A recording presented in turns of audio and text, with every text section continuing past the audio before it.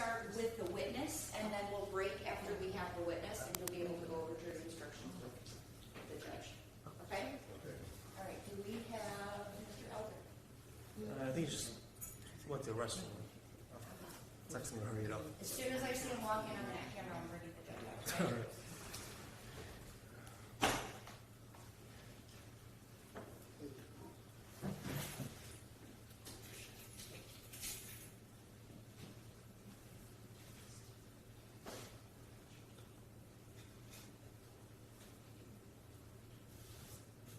Don't worry, I won't knock it over.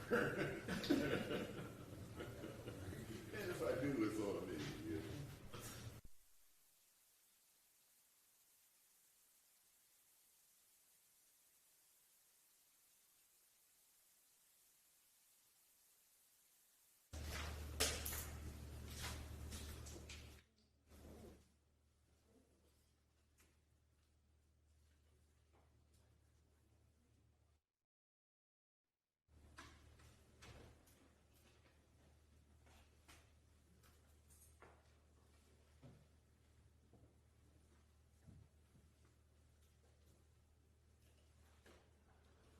All rise. The Sixth Circuit Court for the County of Oakland is now in session. The Honorable Martha D. Anderson presiding. Good morning. Good morning. Good morning.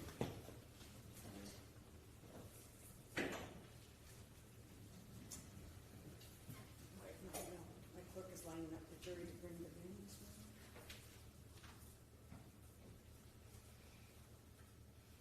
Recording in progress. I have to double record this, Judge, because of the suit witness. Your Honor, calling People v. King, case number 2023-284855 FH, calling People v. Maree, case number 2023-284856 FH, and calling People v. Seiberling, case number 2023-284857 FH. Good morning, Your Honor. Robin Liddell on behalf of the people. Good morning, Your Honor. LaDonna Logan on behalf of the people. Good morning, DeRay Elder, about Mr. King, which stand behind me. Good morning, Jamil Kuja appearing on behalf of Gaven King. Good morning, Your Honor. Wright Blake appearing on behalf of Aaron Maree. Good morning, Your Honor. Keith Braxton appearing before you for John Seiberling.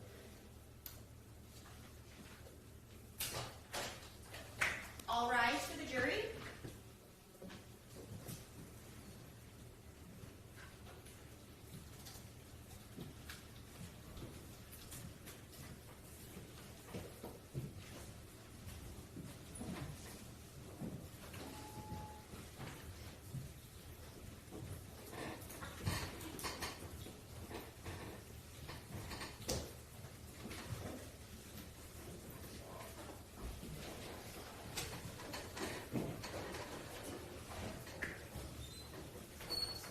You may be seated.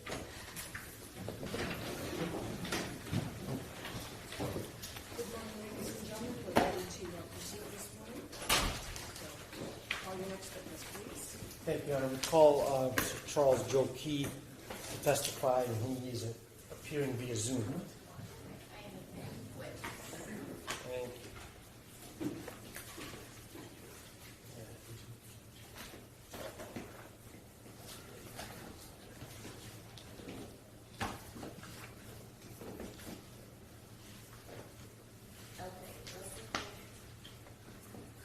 Tell me you lost him. Signed on and admitted, but his camera is closed and his sound is.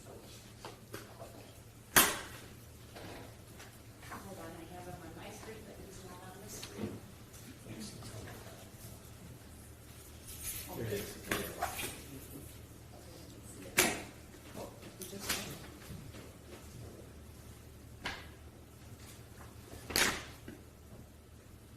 That's the largest view I can get.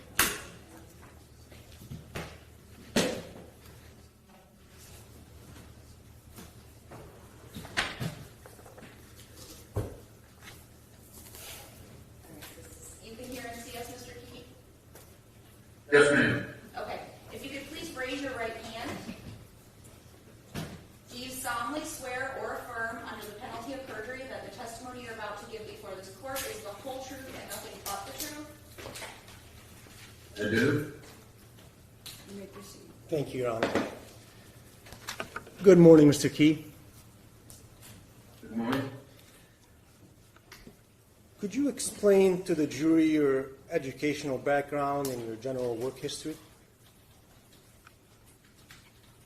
I became a Baltimore police officer in October of 1970, went through the academy, came out, did the job of a police officer, was assigned to post, made arrests, stopped car stops, gave tickets, checked buildings, that sort of thing.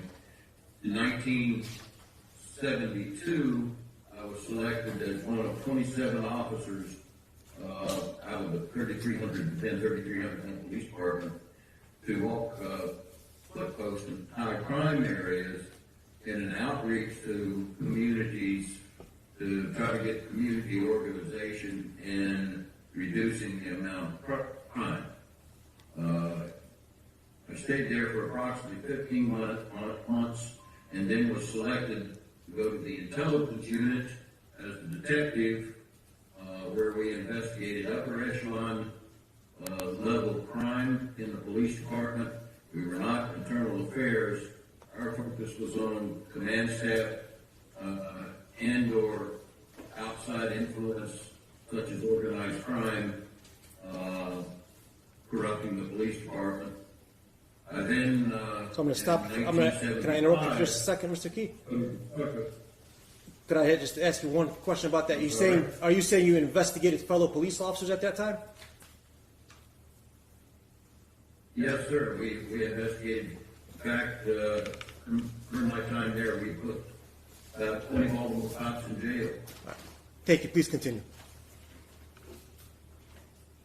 1975, I was promoted to sergeant because of the work I had done on international terrorist incidents. I was sent down to tactical to start their SWAT teams. I started the SWAT teams for the Baltimore Police Department, became the first SWAT commander, first trainer. Worked in that position for approximately a year and a half, 2 years, and then was promoted to lieutenant in 1977. In October of 77, I graduated magna cum laude from the University of Baltimore with a degree in criminal justice. I stayed a lieutenant in the Central for approximately 8 years. During that time, I had 65 officers, 5 sergeants under my command. I was, after a year or so as a shift commander, I was sent down to become operations commander, which is like a mini tactical section. Worked in high crime areas, worked with crowd control, that sort of thing. Then, after a short stint as operations commander of the Southern District, they had a problem, firearms training unit, and they sent me out there as the first commanding officer of the firearms training unit. And during my tenure there, because of my background in ballistics and the work with firearms, then I assisted homicide at the direction of the commissioner and the state's attorney's office in investigating serious police use of force, meaning the use of force that results in individuals being injured or killed. I wrote the police standards for the Maryland Police Training Commission on use of force training for police officers, including lethal force firearms.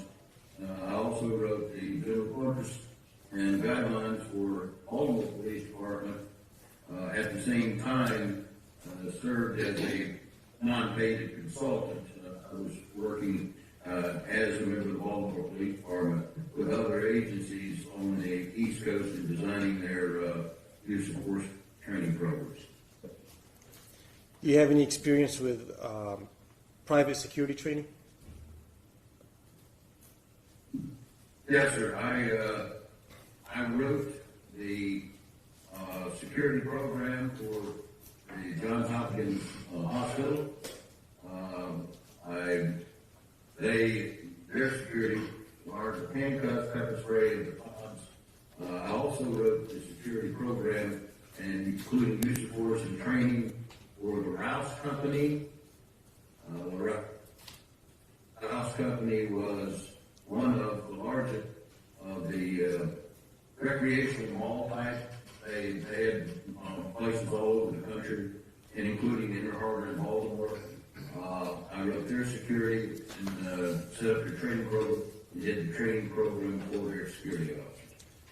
Could you tell the jury what specialized training you had?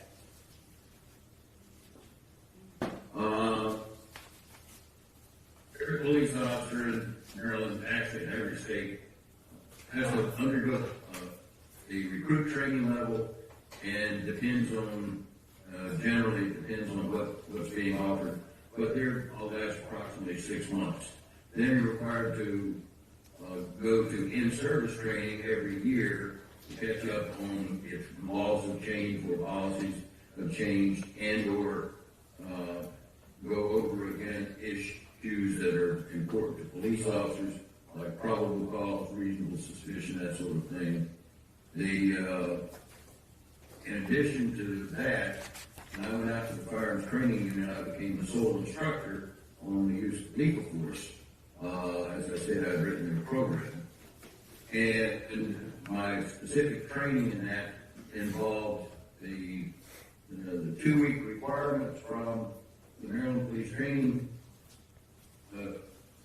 Commission, 80-hour course on becoming an instructor.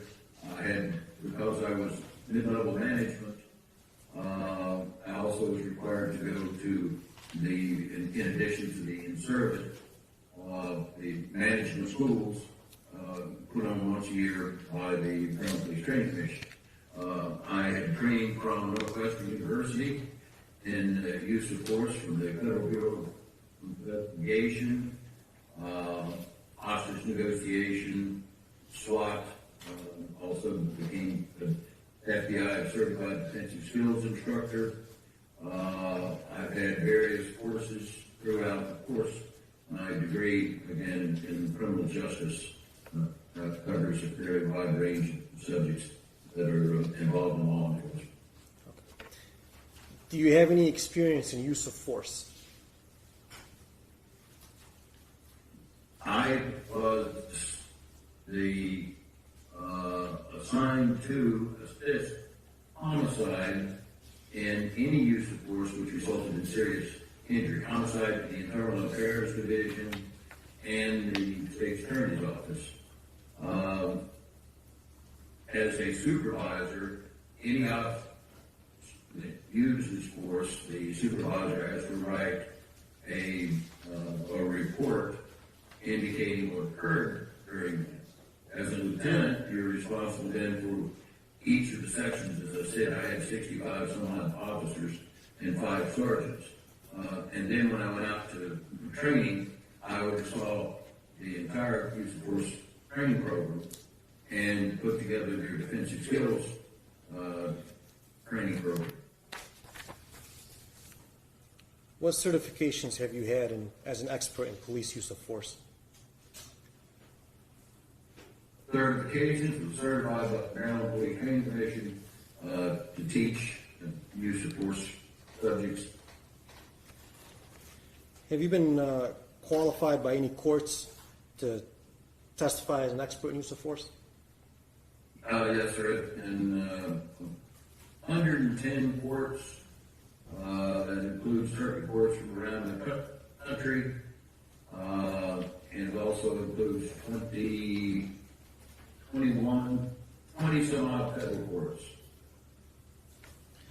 So, over 20 different federal courts, as well as different state courts across the country? Yes, sir, 110 times. Have you ever appeared at a court and then failed to qualify as an expert in police use of force? No, sir. Okay. What is your experience in training police officers?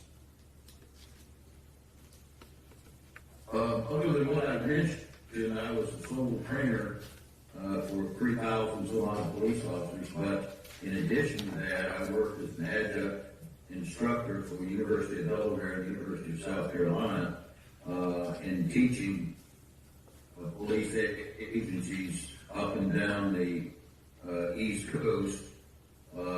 Today, I am the chairman of the board of the Harvard Association of Police Science. No organization no longer sponsored by Harvard. It cut out a little bit. There at one time, it's now sponsored by the Maryland Medical Examiner's Office, and what that job is teaching not just police officers, detectives, but attorneys and medical personnel, policing personnel, how to properly investigate in custody death and homicide.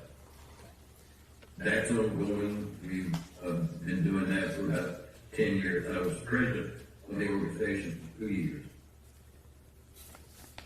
And so what is your training as a police trainer? Is that what you're discussing?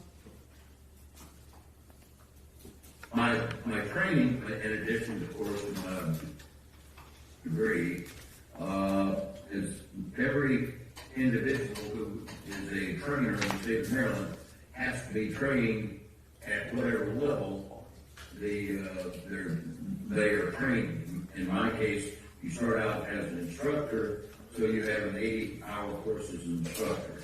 Then you have different courses from 40 to 80 hours in specific subjects like firearms, defensive skills, that sort of thing. All right. So in addition to qualifying as an expert in use of force, have you been qualified as an expert in any courts on police training? Yes, sir. 117 times, as I recall. 24 of those are in federal court, the rest are in circuit courts throughout the United States.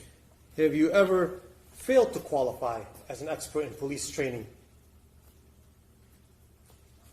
No, sir. What is your experience in policy and procedures? Policies and procedures are those guidelines, general orders, etc., that govern how police officers act under certain situations. I wrote a number of general orders. I wrote the general order for the resolution of cyber barricade situation. I wrote the general for use of force. I wrote the training guidelines for use of force. I wrote the general orders for the use of pepper spray and the training for it. And then anything that had any officer safety concern came to me for comment from the Planning and Research Division, who were the ones that put out the general orders. From the standpoint of those policies and procedures, I authored a number of them, some of which have been adopted by other agencies. And from the standpoint of the running, if you will, of the police department, I served on trial boards, which is a trial to determine whether an officer violated the departmental policy, and I served numerous trial boards. All right.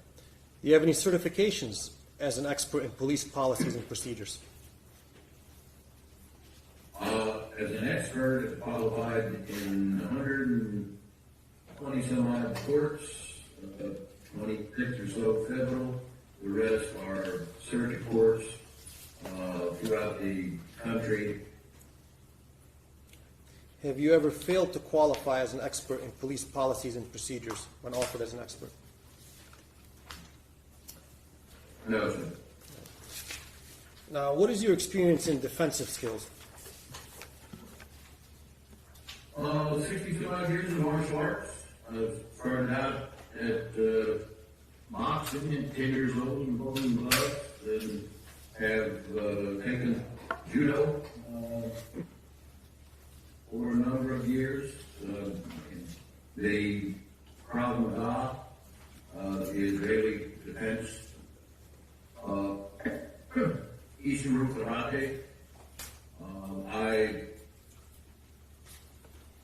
was qualified by the FBI as a defensive skills instructor. I took their 80-hour course. There is now ceased, but there was a 10th black belt, named Koga from the West Coast. I took his defensive skills course, specifically batons, and received certification in the use of pepper spray, and also had spent a year or so in learning Filipino knife fighting. All right. And have you been qualified as an expert in defensive skills in any courts? 46 courts, I think 10 or 12 of those federal. Okay. Have you ever failed The to, rest very. okay. Have you ever failed to qualify as an expert in defensive skills training? No, sir. All right. Your Honor, I would turn Mr. Key over to the government if they have any questions regarding his expertise on the areas of use of force, police training, including private security, police policy and procedures, defensive skills. Do you stipulate or do you? No, that's a question. Okay. Good morning, Mr. Key. Can you hear me okay? Yeah, ma'am, I can. Good morning. Okay. Now, if I am looking at your curricular vitae correctly, a lot of your law enforcement experience took place in the state of Maryland. Is that correct? That's correct. Okay. Have you ever served as a law enforcement officer in the state of Michigan? I have not. Have you ever conducted any trainings with law enforcement officers in the state of Michigan? In the state of Michigan, no. I have trained Michigan police officers. Thank you. You've answered my question. Have you ever worked as a mall security officer in the state of Michigan? No, Are you familiar with Michigan's Public Act 330? not specifically as with that number. No, I'm not sure what it is. Do you know the difference between a security guard that is PA 330 certified and one that is not?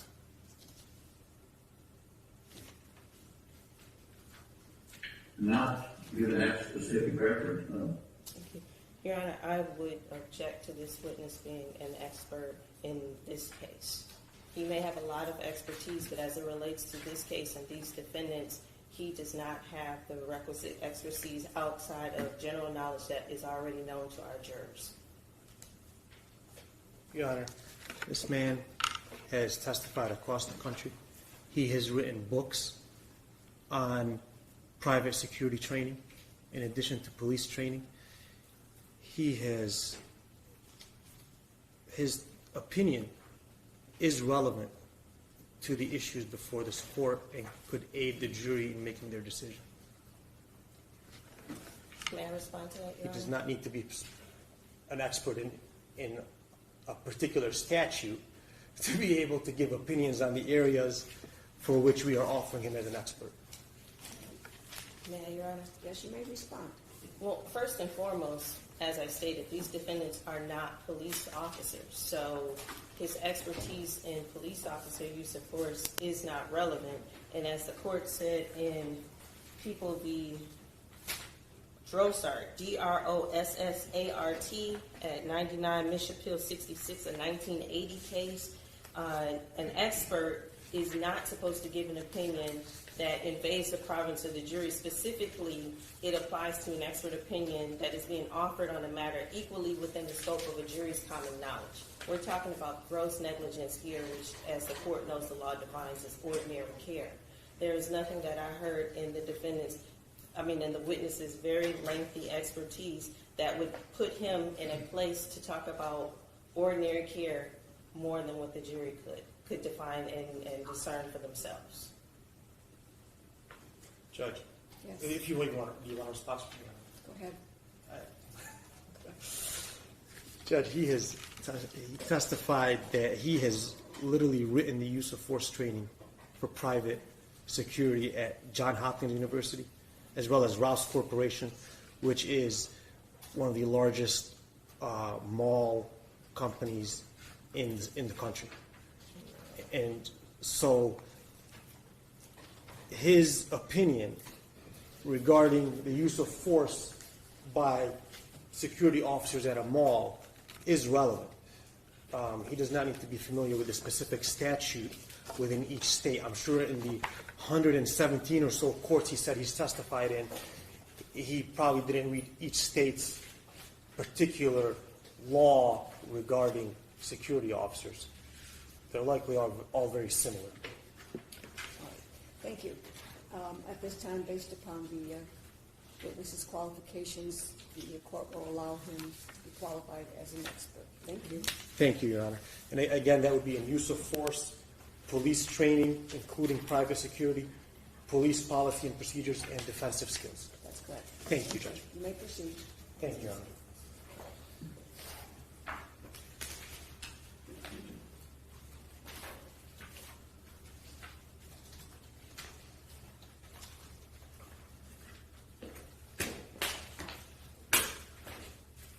Mr. Key, I see that you're testifying via Zoom. Could you tell us where it is you are? I'm in wonderful downtown Swope, Virginia. All right. And I know initially you were going to come here to testify in person. Is there a reason that you needed to testify via Zoom instead? Yes, sir. My wife had a deteriorating shoulder.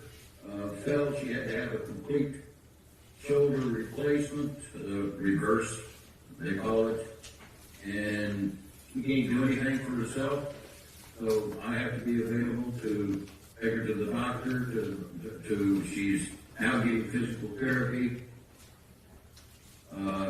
Anything that has to be done, I've got to do it for her, and that's. I've got about 2 more weeks of that. All right. Well, thankfully we have Zoom now, so thank you for being willing to testify for us. Can you please tell the jury what you have reviewed in preparation for your testimony here today? Yes, I sent you a list so that you could provide, because it's lengthy. I would have to read off that list. Do you have that in front of you? Yes, I do. Okay. Could you tell the ladies and gentlemen of the jury what it is you relied on to prepare for your testimony?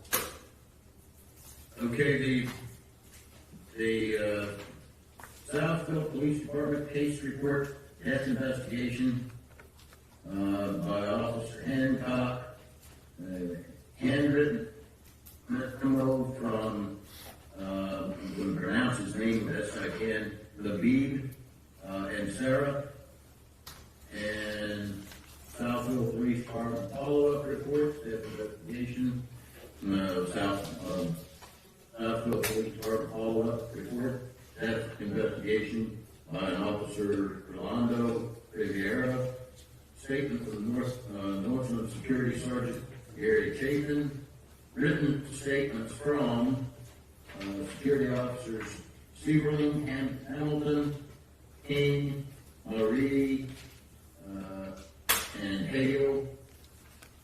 A number of Southfield Police Department death investigation supplements, handwritten statement of Keel Copeland, the Southfield Police Department case report, death investigation by Officer Hancock, handwritten statement of Rafina Kinney, Southfield Police Department case report.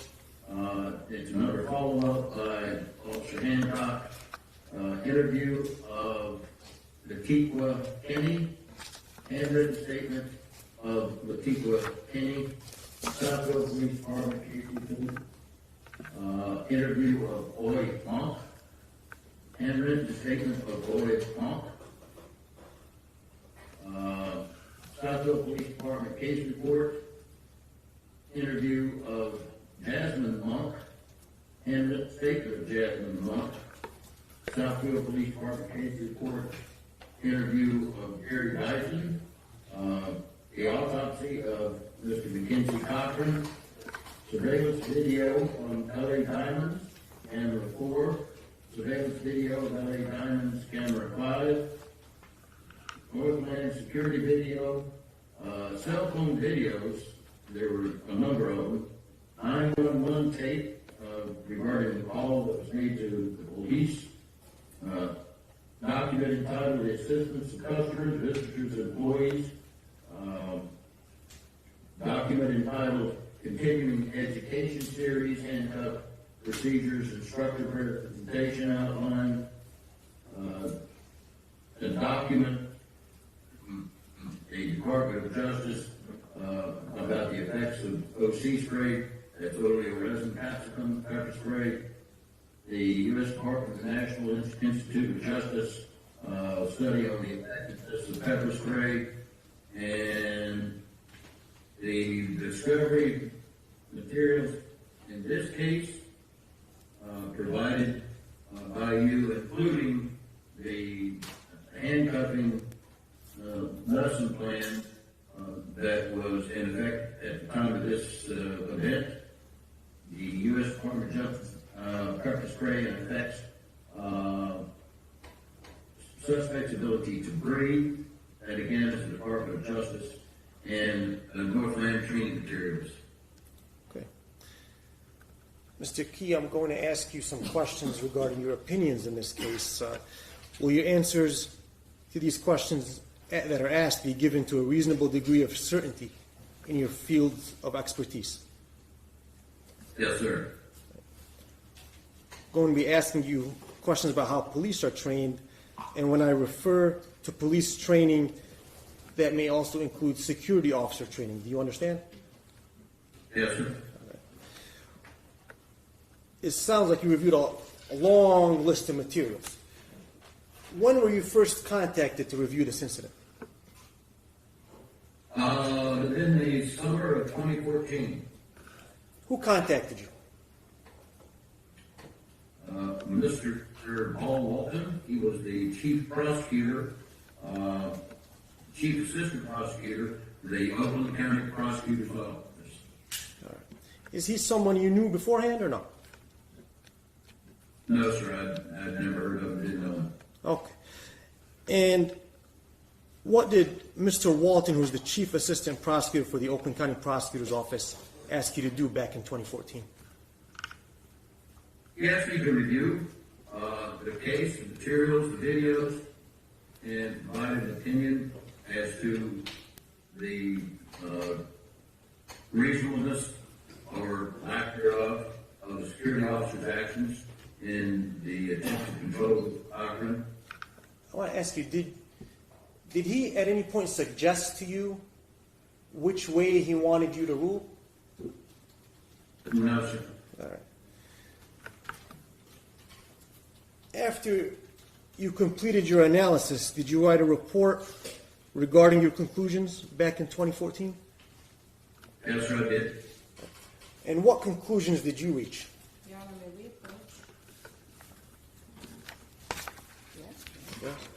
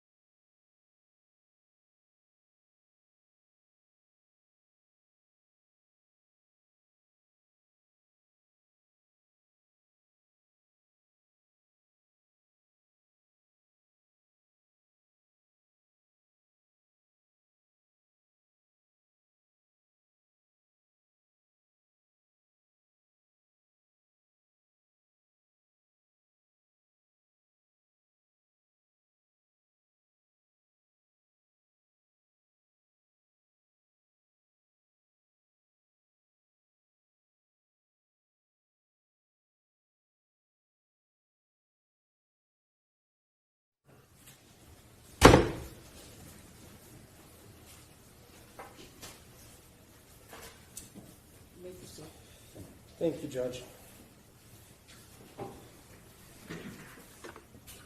I think where I left off was that I asked you after analyzing all of the materials that were provided to you in 2014 by Oakland County Chief Assistant Prosecutor, if you were able to reach a conclusion and write a report. And yes, I was and did. All right. And did you reach a conclusion regarding whether the actions of the security officers in this case were consistent with accepted standards of police policies and training, including that of security officers? I did, and they were. Okay. Did anyone from the Michigan Department of Attorney General, who is currently prosecuting this case, contact you at any point? No, sir. All right. The last government official that you interacted with regarding this case would have been Mr. Paul Walton back in 2014, is that right? That's correct. All right. After providing your opinion to the prosecutor's office back in 2014, when is the next time that you were contacted regarding this incident? When you called me earlier this year, Okay. And what did I ask you to do? essentially the same thing, review the materials. You said you were representing Mr. Gaven King, to focus on what Mr. King had done, review the new materials in discovery, and then provide you with my conclusions. Did I at any point suggest to you what your conclusion should be? No. So, we'll get to those conclusions in a bit, Mr. Key, but according to police training, including security officers, what is the definition of a use of force? Use of force is a physical, an intentional physical act by a security officer or officer in order to lawfully control an individual and or protect the officer or others from attack. When can a security officer use force? When it's lawfully necessary to control the person, such as attempting to arrest or trying to frisk him, whatever, and then to protect themselves or someone else from an attack or threat of attack. When you train police officers, including security officers, do you have a standard of performance that you are trying to achieve? Yes, sir. What is that standard? The objectively reasonable officer. Could you explain that to the jury? To act in a situation or manner that is consistent with how an objectively reasonable officer would act given the circumstances that the officer is confronting. Would the officer's experience and training factor into whether his actions were objectively reasonable? Certainly. Okay. And what is the standard based on? It's based on real life situations. The trainers look at the role of the security company and or police department. They see what they have to do. They then develop training to allow the officers to be able to handle that situation, and then they make sure the training is in line with company policy or agency policy, and finally that it is in line with the law, and that's actually where the name or the phrase objectively reasonable officer comes from. It comes from the law. Okay. And is that how a use of force is analyzed from the perspective of a reasonable officer? Yes.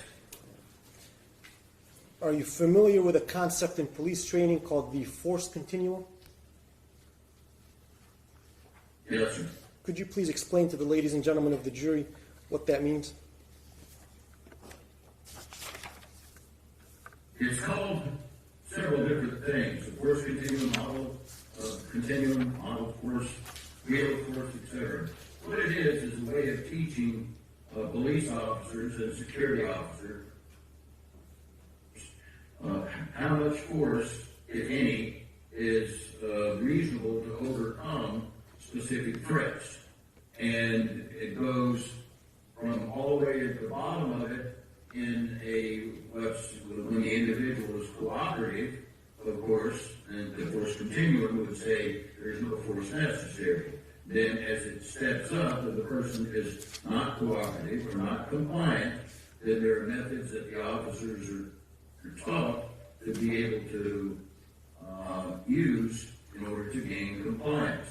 Things like pepper spray, pressure point control, the joint manipulation. Then it extends all the way up as the person becomes more threatening or aggressive to, in the end, finally, when it would be permissible, usually forced to stop a threat. So the force continuum is a model that teaches security officers and police officers how to respond and when to respond to certain threats. Do you know how police officers and private security personnel are trained regarding handcuffing subjects? Yes, sir. What is that training? They're trained, and specifically Northland, the only time they can handcuff somebody is if they are, if there is an assault that's occurred. And that training, then with police officers from the standpoint of protecting their safety, the safety of the individual, and the safety of others, then they may handcuff. Excuse me. They're taught to handcuff them behind their backs, and finally they're taught to visually look to see that the handcuffs have a space between the strands. That's the steel things that hold the wrist, and that there's a space between the strands and the wrist sufficient to put a finger in. So those are the three main keys in handcuffing. Okay. And you said typically for private security, assault is one reason that they are allowed to handcuff a subject. Is that right? That's correct. And was that the policy and procedure for the Northland Mall based on your review of their training manuals? I'm sorry I missed part of that. I said, was that also the case for Northland Mall based on your review of the training manuals? Yes, it was. Okay. All right. And when we say assault, how do you define assault? Assault is putting someone in fear that they're going to be injured. It turns into a battery if they actually attempt to or strike the individual, but essentially the definition of assault is putting someone in fear that they're out to be injured. Okay. So, as far as you understand it, threatening somebody and putting them in fear is enough to commit an assault without ever touching the person. Is that accurate? Objection, leading. Okay, I'll rephrase it. In your opinion, to assault someone, is it necessary to even touch them at all? No, as long as they have the capability to carry out the first act and they put the person in fear that they're going to be assaulted, that is the assault construct. Okay. how do officers and security personnel determine if there's a threat or potential threat to their safety or the safety of others? From their observations of the actions of an individual, from information that they obtained from a reliable source, that the individual has done something that is threatening. Right. What would you consider, or what is the definition of a reliable source? It's a person known to the officer who has provided information in the past, and or a person who is known to the officer that the officer may deal with on a daily basis, and that the person would be available should it be necessary to provide a statement and or testimony depending on how the situation is resolved. Okay. In your experience and your training, would the owner of a store within a mall be someone that security officers in that mall should consider to be a reliable source? Absolutely. Okay. Sir, what are the reasons for cuffing a person behind his back and ensuring, I think you said, a finger's width between the cuff and the wrist? The reason for cuffing behind his back is because it's safer for the officer and it's safer for the individual. The reason for making sure that there's that finger's width between the straight hands and the wrist is so that the handcuffs are not applied so tightly that they cut into, handcuffs are steel, that they cut into the wrist. So leaving some width between the handcuff and the wrist is for the safety and comfort of the person being handcuffed. Is that what you're saying? Correct. Yes. Okay. In all of the training manuals that you have reviewed and written, are you aware of any that say to handcuff a subject to the front and not the back? No, there's the only time that is ever permitted is if there is a lock mechanism, keeps the hands from being able to move. In other words, there'll be a belt around it where the handcuff, and the reason is because the handcuffs are a deadly weapon. They can be used to crush the bones, choke. Cops have been killed with people that have gotten their handcuffs in front. So every police department, every security agency trains them to handcuff in the back for those reasons. Okay. Are police officers and private security personnel trained to take people to the ground? Yes. According to police training, when can officers and private security personnel take someone to the ground? When, for their safety and the safety of the individual, they have an individual who's actively resisting their attempts to control them, it's safer for the individual and safer for the officer to take them to the ground. Why is that? Because when the person is upright, then all of they're called personal weapons are available. Personal weapons are hands, feet, elbows, forehead. And or reaching for a weapon, if a weapon it could be involved. That's all much easier to do when the person is upright. Plus, they can move. Once they're taken to the ground, that all diminishes greatly. The strikes cannot hit with as much force. The kicks won't have as much force. The ability to reach for a weapon is reduced. So it's safer for the individual because if he is less capable of assaulting or increasing his assault against the officer, then there's less force used in order to control it, in order to control it. It's safer for the officer because it's easier to control it. So taking him to the ground is safer for the officer and the individual. Is it fair to say, in your experience, that sometimes whether a subject ends up on the ground depends on his own actions and whether he's resisting and struggling with officers? That's frequently the case. So are you saying that sometimes it is not even a conscious decision being made by the officer to take him to the ground, but rather simply a result of the subject's actions? Objection, leading. I could rephrase it. All right.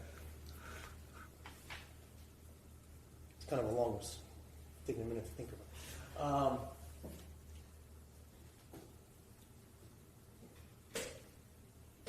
On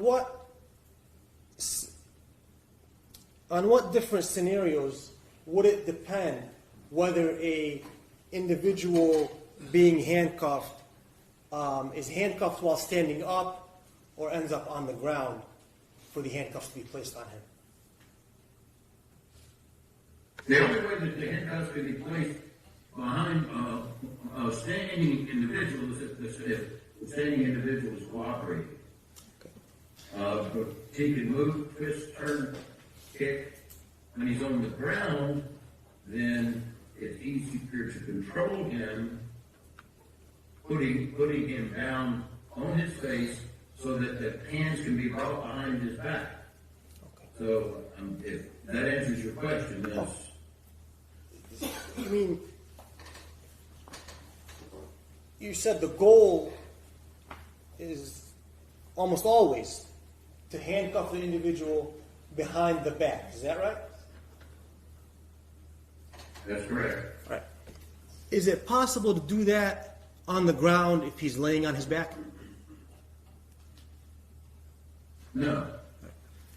Does he? It's not possible to be laying on his back. Okay. So, are you saying the only way to accomplish that goal would be if he's face down? Is that what you're saying? If he's face down or mostly face down, and I mean by that, he could be on the side toward his face, but all that really depends on the person being arrested. If they are confined and they're face down, then it becomes an easier task.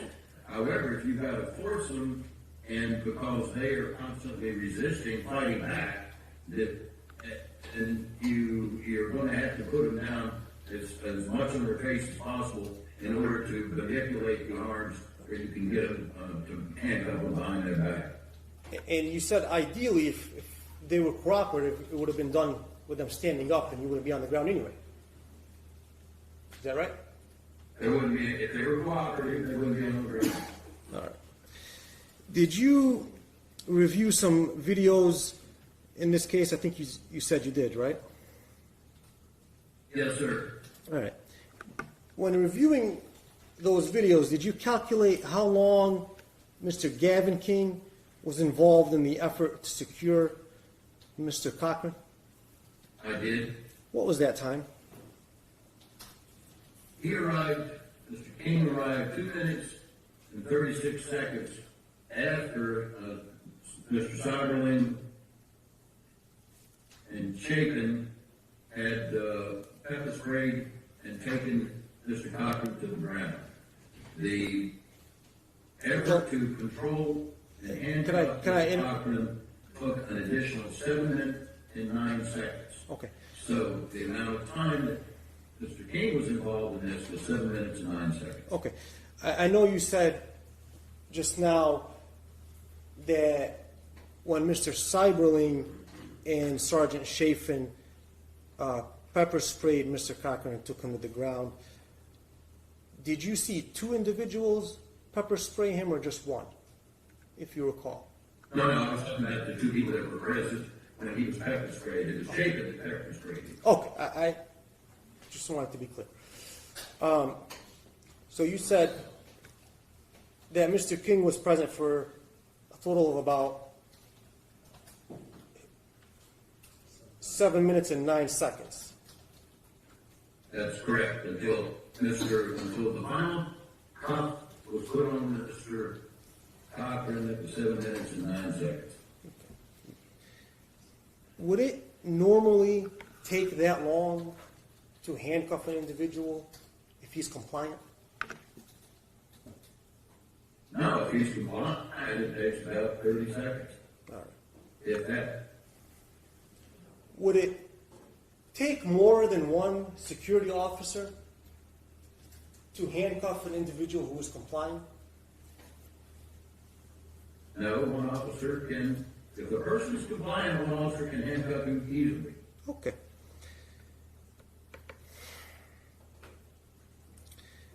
Now you said in addition to reviewing the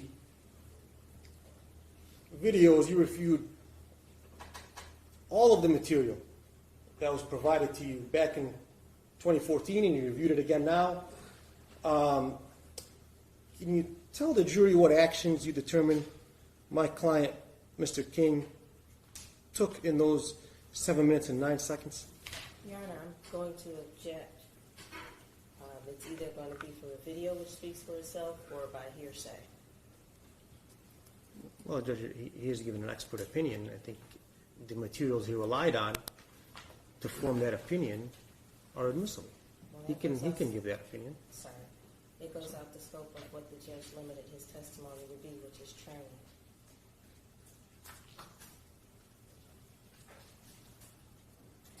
I don't think it was limited specifically to just training. I think it was to defensive skills. I think I wrote it down. Yeah, the training of those things. It was also defensive skills, police training, including private security, and use of force. And so the question of what actions he saw Mr. King taking, I think, is relevant to the opinion he's forming, and explains why it is he forms the opinion that he does. He's got to explain what it is he saw that led him to say one way or the other. That's not the question that was asked. He was asked to describe what he saw or what he learned from the materials, which is either going to be hearsay or describing a video that speaks for itself. I mean, I really don't care to keep going back and forth, Judge. I think our positions are both pretty clear at this point. I think he's giving an expert opinion, and this falls within the scope of what he should be allowed to testify to. Well, you can ask him based upon what he saw. What was his opinion of Mr. King's conduct? Very well. Mr. Key, without explaining, I guess, to the jury why it is you reached the conclusion that you did, could you tell us what that conclusion was regarding Mr. King's actions on that day? Mr. King only tried to manipulate the arm to get it out so it could be handcuffed. Do you find that to be a reasonable or unreasonable use of force? I'm going to object. That does not fall within the scope of what the court allowed you to ask this expert. Judge, you told me I could ask his opinion. And so I simply asked. His opinion, overruled. Thank you. Was that use of force exercised by Mr. King reasonable or unreasonable? Reasonable.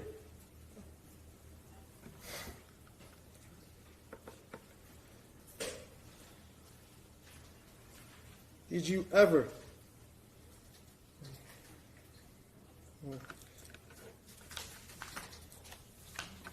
I'll strike that question because comply with your ruling, Judge.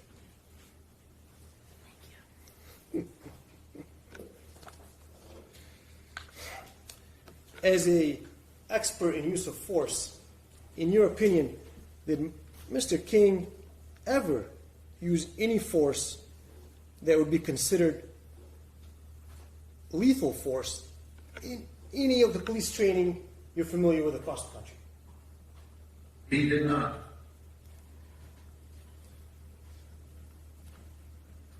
According to police training, what is the definition of lethal force? Lethal force is an act which the officer knows or reasonably should know can cause serious injury or death.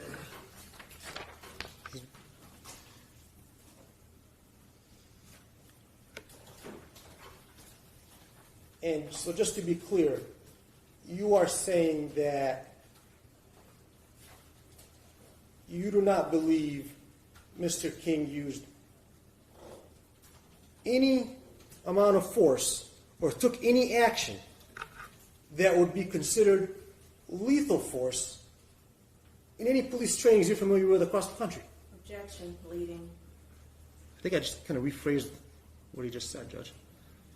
Can ask it open-ended.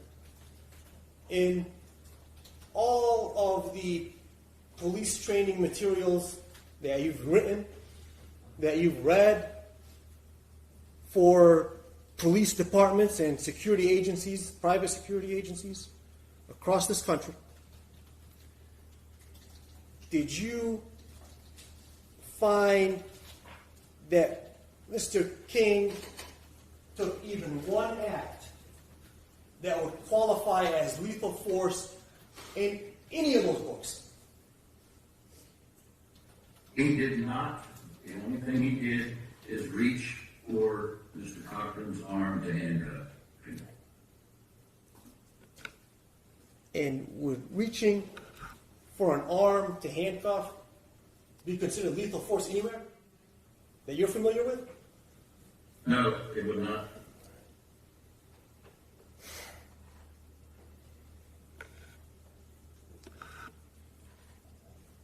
Do you know whether any force had been used against Mr. Cochran before Mr. King even arrived? Yes, sir. Mr. Cochran was pepper sprayed and taken to the ground after he refused the commands to stop approaching. And I'm when going he, to object. There's a lack of foundation. as he was approaching, the Mr. breathing Key, hard. Mr. Key, please, just what? Lack of foundation? What, there's a lack of foundation as to where he's getting this information from, if he's relying on hearsay, or if he has personal knowledge, which I don't think he does, but he's reciting information, facts about what happened, and I believe it's hearsay, honestly. Okay, but he viewed the videos, so, But he's talking about things that Mackenzie Cochran refused to do, and that's based on, some of it, I believe, may be based on witness statements that he also read in conjunction with the video. That's why I'm saying there's a lack of foundation. Judge, when experts reach an opinion, they review all of the material. Understood? Whether it's admissible in court or not, they rely on all the information to be able to give an accurate opinion. And that doesn't mean that now their opinion is somehow objectionable or inadmissible in court. I'm not objecting to his opinion. I'm objecting to the narrative where he's describing things that he read and saw. I'm not objecting to his opinion. He can give his opinion. Judge, he can't give his opinion in a vacuum. He's got to explain to the jury why it is he reaches that opinion. Otherwise, he'd sound ridiculous. Because they wouldn't have any idea how he reached the conclusion. I understand that, but he can testify based upon what he saw in the videos. Those are in evidence. Okay? Right. And if that's what he used to base his opinion on, that's fine.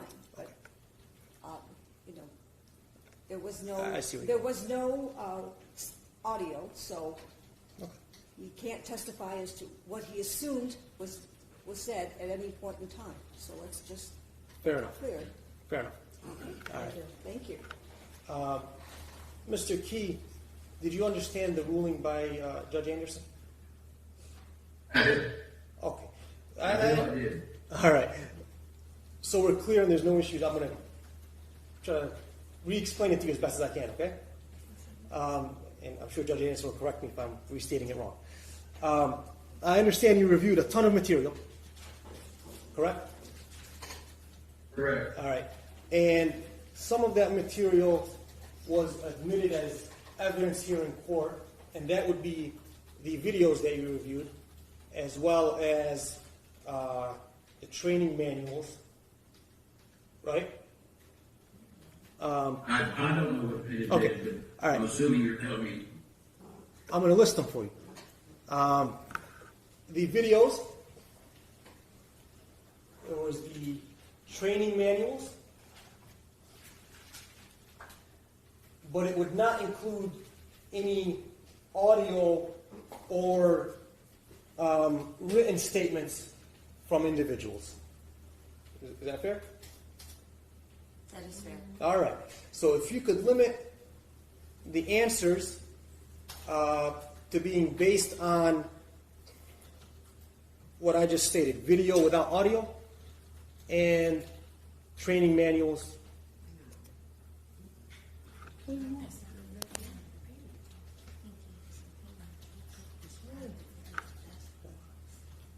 mean, just don't describe anything other than what was on the video without audio, because it's already an exhibit in evidence, as well as the training manuals, because those are also exhibits in evidence. Am I correct, Judge Anderson? I'm not asking, I'm asking. So, Judge, is that correct? Pretty much, All right. yes. So let's see where that takes us, and if there's an issue, I will let you know. Thank you, Judge. Thank you. Go ahead, Mr. Key. All right. Do you understand the question? I'd like to hear the question again. Yes, I forgot where I left off. Just one second, Judge. I'm sorry.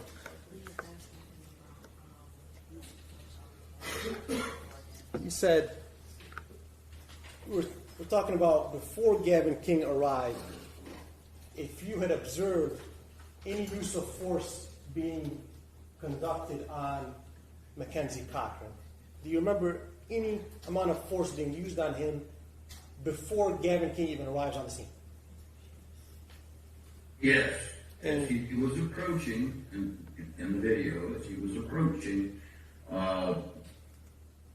Mr. Seiberling, Mr. Chapin, then you could see the pepper spray, Chapin bringing the pepper spray up, and he was then pepper sprayed. You see him bent over, and then he's taken to the ground. Do you see any body language from Sergeant Chafin? Not audio, but do you see any body language, any gestures with his hands? I don't recall. I mean, I saw the pepper spray come up, which is body language. By bringing it up and showing it, it's a threat to use it. But other than that, I don't recall. Okay.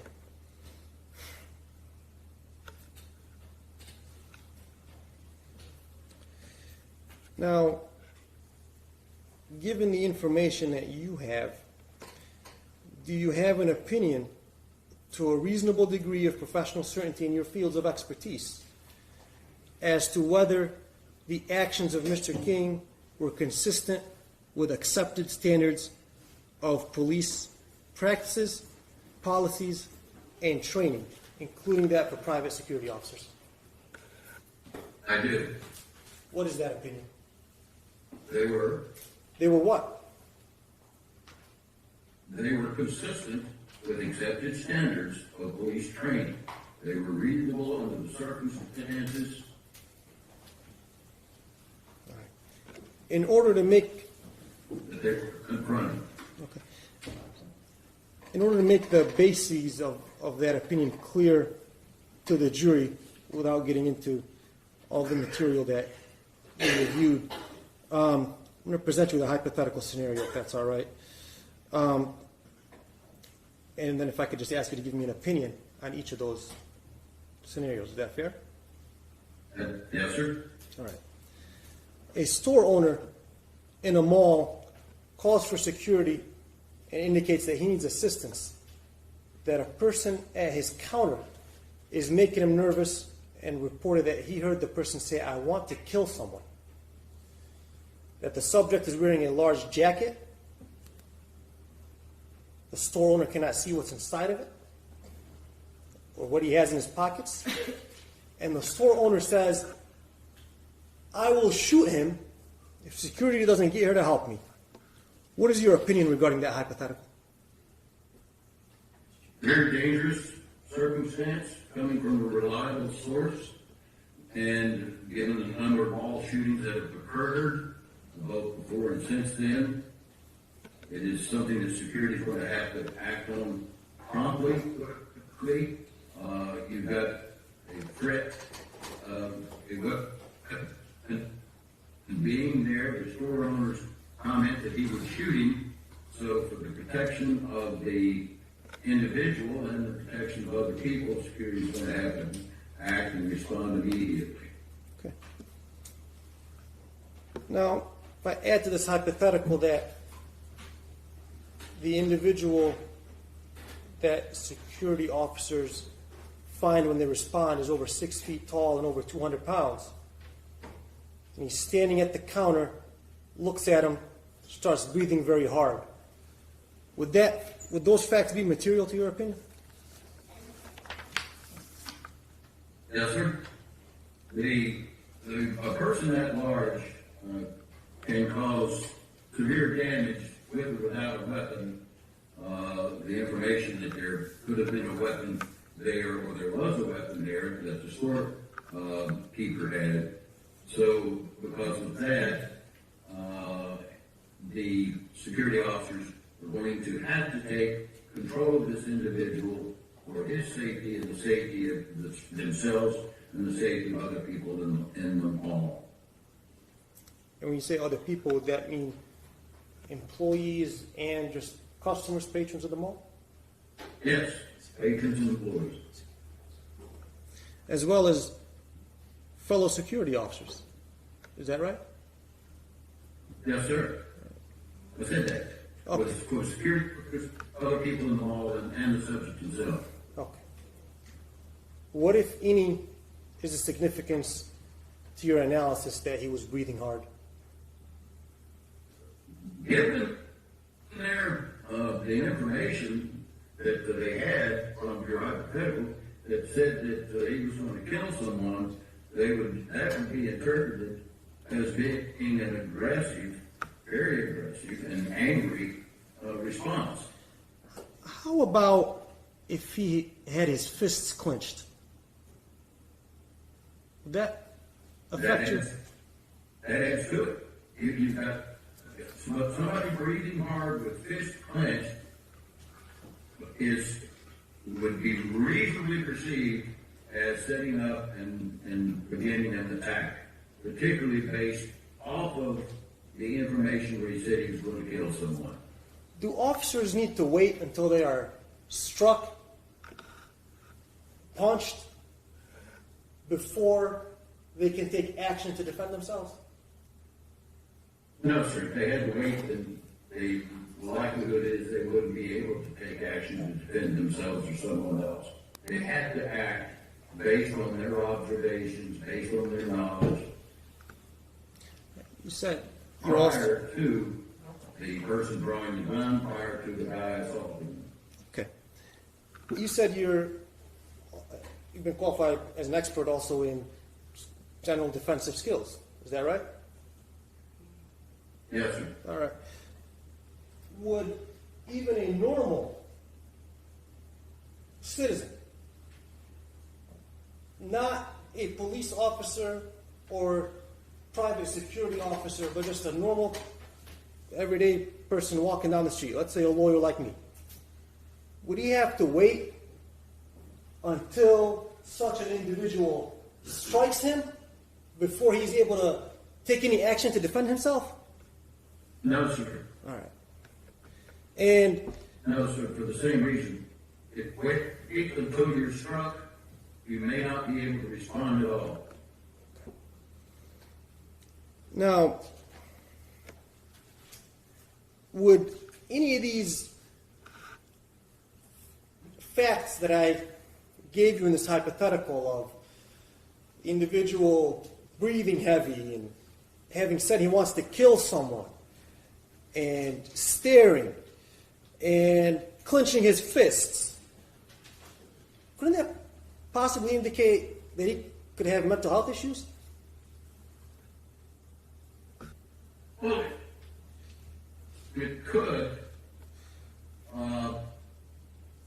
The real concern is not just breathing heavy by itself and clenched fist.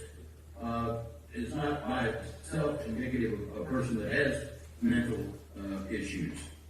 It goes along with the information that they had, but the other part of that is even if it did indicate some sort of mental issue, then they still are duty bound to get him under control for his safety and theirs before they can deal with his medical problems.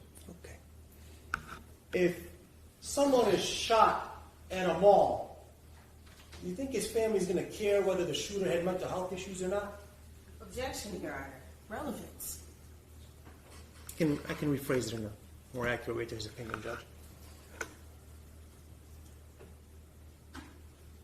In the scenario that I provided to you, would it matter at all to your analysis of whether it is reasonable to use force, whether that individual is suffering from mental health issues or not?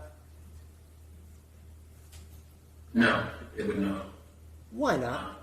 Their first responsibility is to secure the person for his safety and theirs and the patrons and the stores.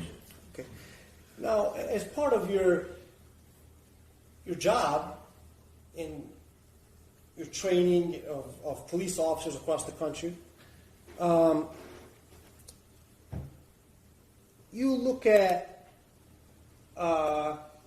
events that take place, current events, mass shootings, stabbings.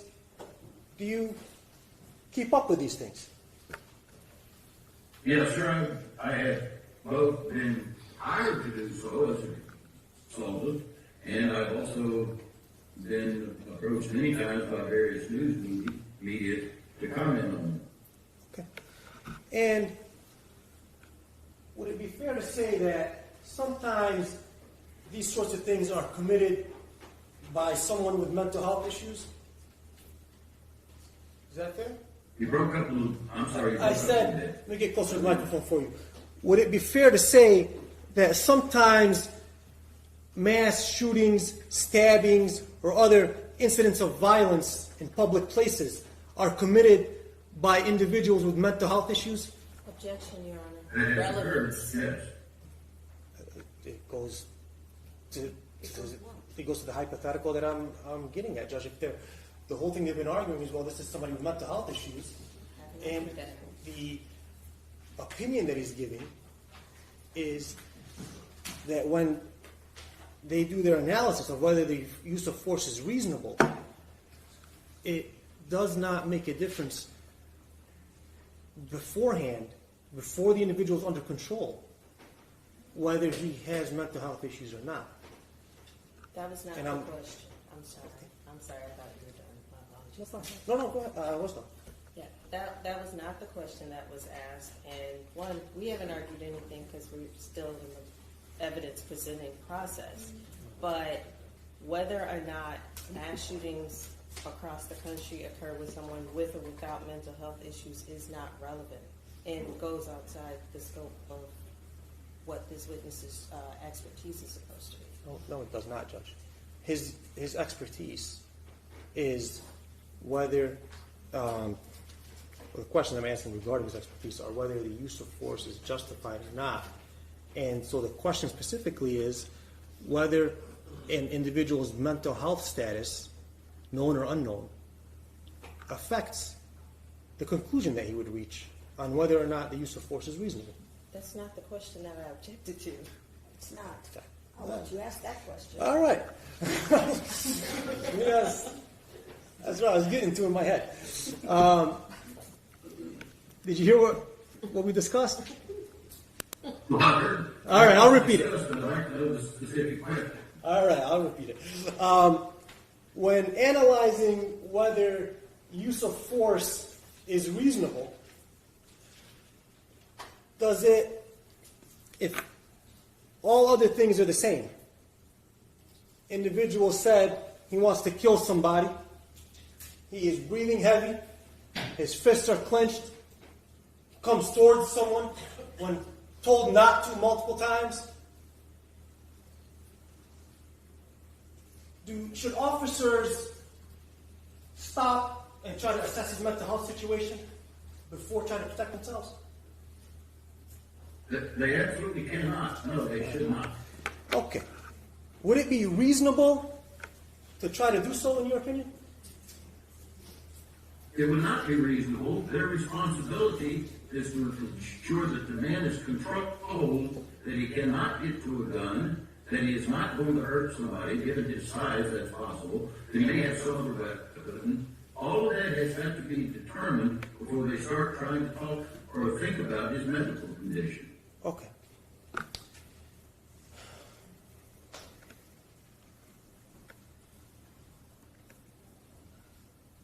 What about the individual's safety? It's a concern. I mean, if all of this worked the way we love it to work, then nobody gets hurt. And they've got a responsibility to try to ensure his safety. But the best way to do that, given the circumstances, given the knowledge they had, the best way to do that is to get him under control as quickly as possible. Now, in the scenario that I gave you, nobody had told the security officers that the man had a gun or any other weapon. What impact does that have on your analysis? It doesn't, because the information that they got was that the store owner was concerned that he did, although he didn't see it. And the other part of that is the store owner had a gun.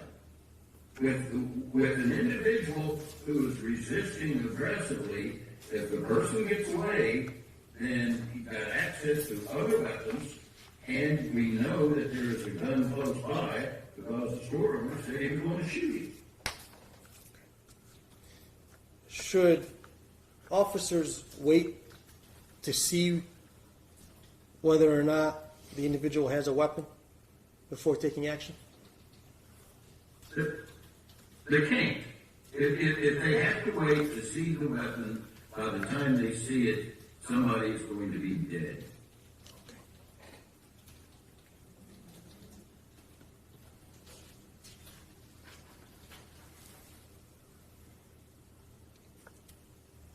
In this hypothetical, would it be significant if officers asked the individual to take his hands out of his pocket? What significance, if any, would that have to your analysis of their use of force? The significance is that frequently the weapons are in the front and or pockets of an individual, particularly when they have a large kudo. So asking him to take their hands out is a de-escalation technique, because by taking his hands out, it doesn't completely remove the threat, but it reduces the person's ability to obtain a weapon if he had a weapon. So it's a de-escalation technique in two ways. One, it lessens the potential of the individual being able to reach quickly for a weapon. And two, it also engages him by telling him to do something, and if he does it, then they're communicating, which is de-escalation. Okay. What is the definition of de-escalation? De-escalation is any action or word taken by an officer to reduce the likelihood that you use more force. It's also using lesser force or threatening lesser force when more force would be reasonably necessary. Now remember my caution to you earlier about only or answering the question but not telling us about materials you may have reviewed outside of the videos without audio and the training manuals. Were you able to tell whether or not the security officers in this incident took some or engaged in some de-escalation tactics? If you could tell.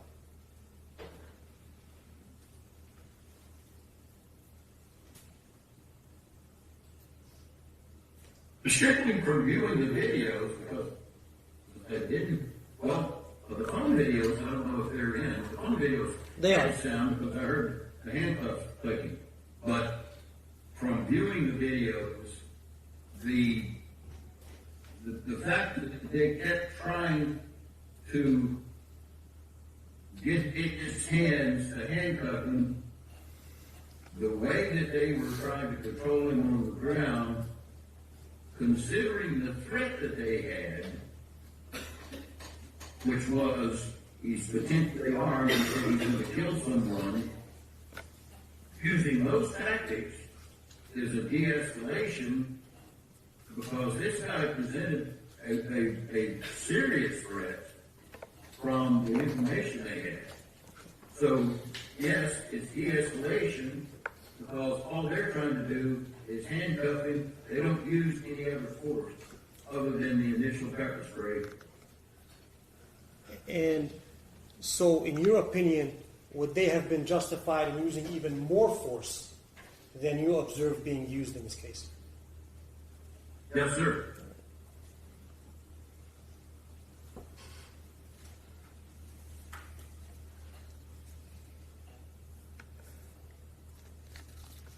If the individual, after this de-escalation tactic of asking him to take his hands out of his pockets, he complies, but then begins walking toward the officers, breathing hard with his fists clenched down at his side, how does that affect your conclusion? That would be perceived by any reasonably trained security personnel or officer as a threat of assault. It would be considered an assault, an aggressive action, and it would also support the information they had from the store owner that this guy said that he was going to kill someone. Now, if security instructs this man to stop, asks him to walk toward the exit, and points pepper spray at him without actually administering it, and again tells him to stop, would those facts be germane to your opinion? Yes, sir. There's, again, de-escalation. The threat of using a force like showing the pepper spray is de-escalation. Communicating with him is an attempt to de-escalate. By getting him involved in talking, then it changes, or that's what it's designed to do. It changes the dynamic, or it's an attempt to change. In this case, it did not. Now, if at some point pepper spray is administered and the individual, still with his fists clenched, bends over and then unclenches his fist just to grab his face, does that affect your opinion on whether force could be used while he's attempting to wipe his face from the pepper spray? At that point, the pepper spray has done what it's supposed to do, which is distract. And at that point, because of the previous actions and the information, taking him to the ground was the safest thing for him and the safest thing for the security personnel. Okay. And why is that? As I said, it's safer with him on the ground because he can't strike effectively. It's harder for him to reach for a weapon. That's why they will put him on his stomach. In order to be able to handcuff him, they've got to do that. But also, weapons are most frequently kept in, well, different cultures call it different things. It's called a dip. That is in the front of the pants where a gun is stuck down. But when they have a coat, that also could be in the pockets. So by putting him on his face, it allows him to get the handcuffs on him more quickly, more easily, and it also restricts his ability to reach for a weapon. Okay. And so you said that using pepper spray in this situation would be justified as reasonable in your opinion? Absolutely. Okay. Pepper spray is at the low end of the force continuum. It's at the same level as joint manipulation. Okay. It's a compliance tool. And once administering the pepper spray, in your experience, do subjects become more or less combative with officers after they've been pepper sprayed? It actually, there have been studies about that, and I participated in it. Pepper spray can really tick some people off, and some people become compliant, other people become combative. The reaction to it is, it depends on the individual. Okay. If the individual is somebody who is unknown to the security officers, in your experience and the way you train police officers, including private security personnel, do you train them to just leave the man alone after administering pepper spray, or to then proceed to handcuff that individual and get him under control? No, the pepper spray, if the pepper spray does not make him immediately compliant, then they're taught to gain control. Gain control on an aggressive individual means also taking him to the ground. Okay. I submit to you that Mr. King had this information about the store owner's concern and arrived the store owner's concern about the man threatening to kill somebody, and that he arrives 2 minutes and 36 seconds after the person was pepper sprayed and taken to the ground. And he observes security personnel attempting to handcuff the person. Would you consider Mr. King's reaction of attempting to bring the individual's arm behind his back in order to be handcuffed a reasonable thing to do? Your Honor, I believe that's been asked and answered. We have asked him, he has it.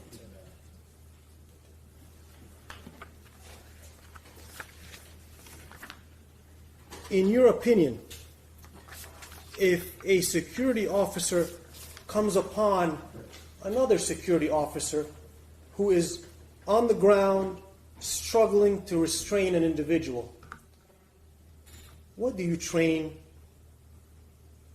students or officers in your training sessions to do? They have to assist. That's what their job is. Okay. The more people you have, it's incorrect that some people think that having 3 or 4 officers is somehow wrong. The more officers you have, the better chance you have of controlling, the more quickly it can be controlled, and the less chance you have of injuring the individual with multiple officers, particularly when you have somebody that's very strong. And so, are you saying that as long as officers are struggling, any available officer should assist. Is that a fair statement? Yes, sir. Yes, sir. In your opinion, should officers be concerned with keeping it a fair fight one-on-one? No, they're not fights. They're attempts to control, and in fact, the reason they're not fights one-on-one is because the officer's response is structured. The officer can respond in certain ways. That's the way the force continuum is designed. The guy they're dealing with can do whatever he wants. Kick, gouge, bite, hit with a hammer, but in their case, they've got to structure it. That's the way they're trained. Now, if the individual is resisting the attempts to handcuff him and says several times that he can't breathe, does that affect your opinion? It doesn't affect my overall opinion, and it's the saying I can't breathe. It brings up a couple of things, and that is one: if he's talking, it means he's breathing. He may not be breathing well, but he is breathing because you can't talk without breathing air. The second part of that is, as you've described him as resisting aggressively, that also cannot be done unless he, in taking an oxygen, because the harder you resist, the less oxygen your body has, carbon dioxide builds up, and you can't resist. So as long as you're resisting and he's talking, then his breathing is at least sufficient until they gain control and address his medical problems, if any. Now, I'm wrapping up. I don't want to put everybody to sleep here, but it's very important. After finally handcuffing this individual, they used 2 sets of handcuffs and turned him on his side against a pillar. What is your opinion of those actions?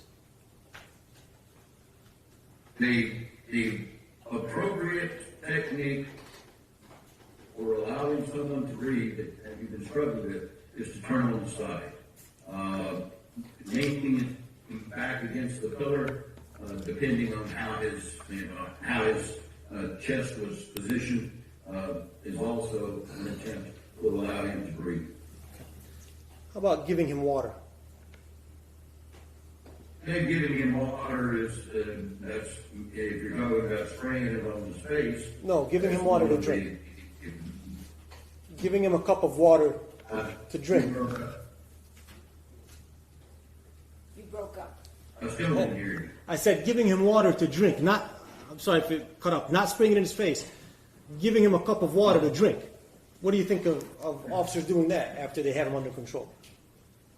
If they do that, they've done that, and he's able to drink it, then that's perfectly fine.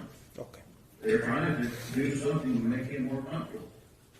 And Mr. Key, in your opinion, in your background, when a sergeant is on the scene, as well as other just low-level or entry-level officers, who is in charge?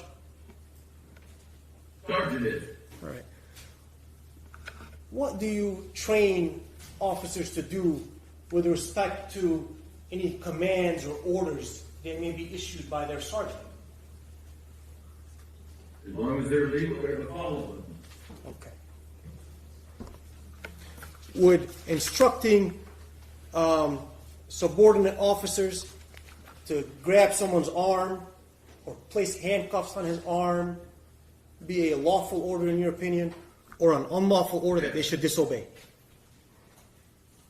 Given the circumstances we've discussed here, would certainly be lawful. Okay. Mr. Key, have all your opinions been expressed with a reasonable degree of certainty in your fields of expertise? Yes, sir. All right.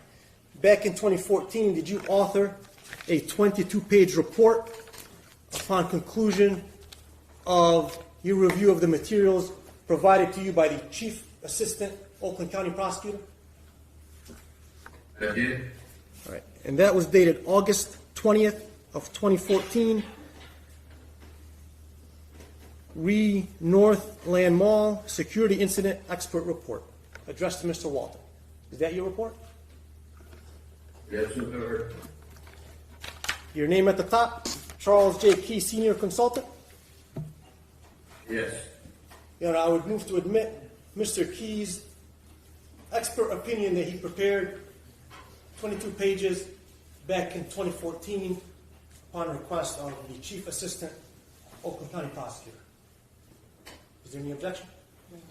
Yes, ma'am. Is that, I got it from you. is that your exhibit? What exhibit? That would be Defense Exhibit around E.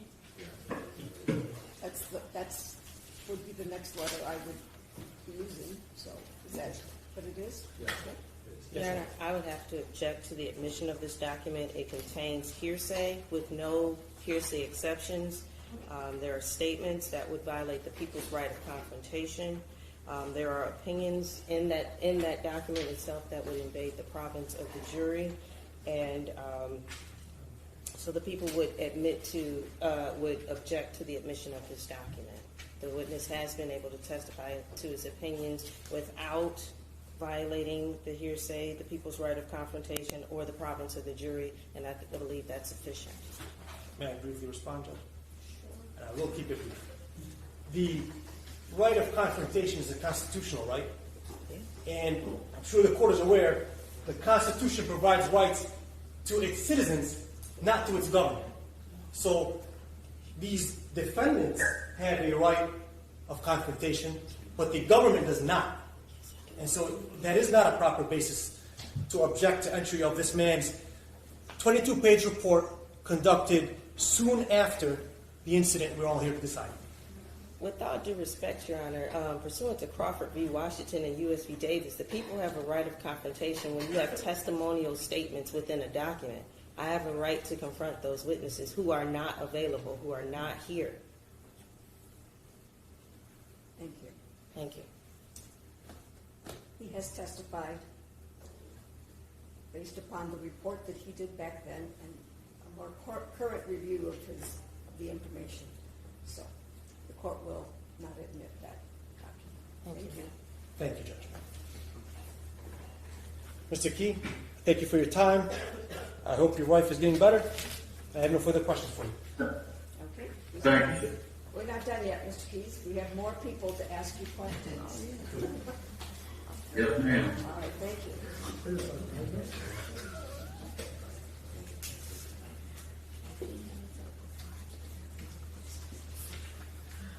Morning, Mr. Key. Good morning. I'm Attorney Wright Blake, and I represent Aaron Maree. So I'm going to ask you a couple of questions regarding Mr. Maree.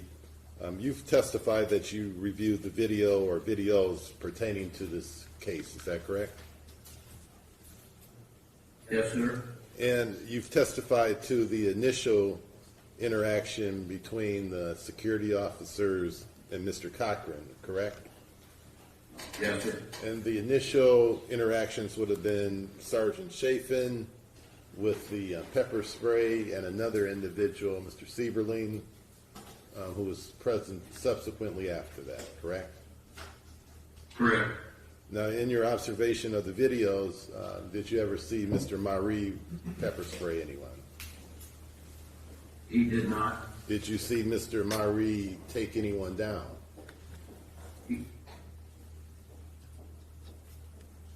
I don't recall whether he was involved in taking this Cochran to the ground. So I don't recall that.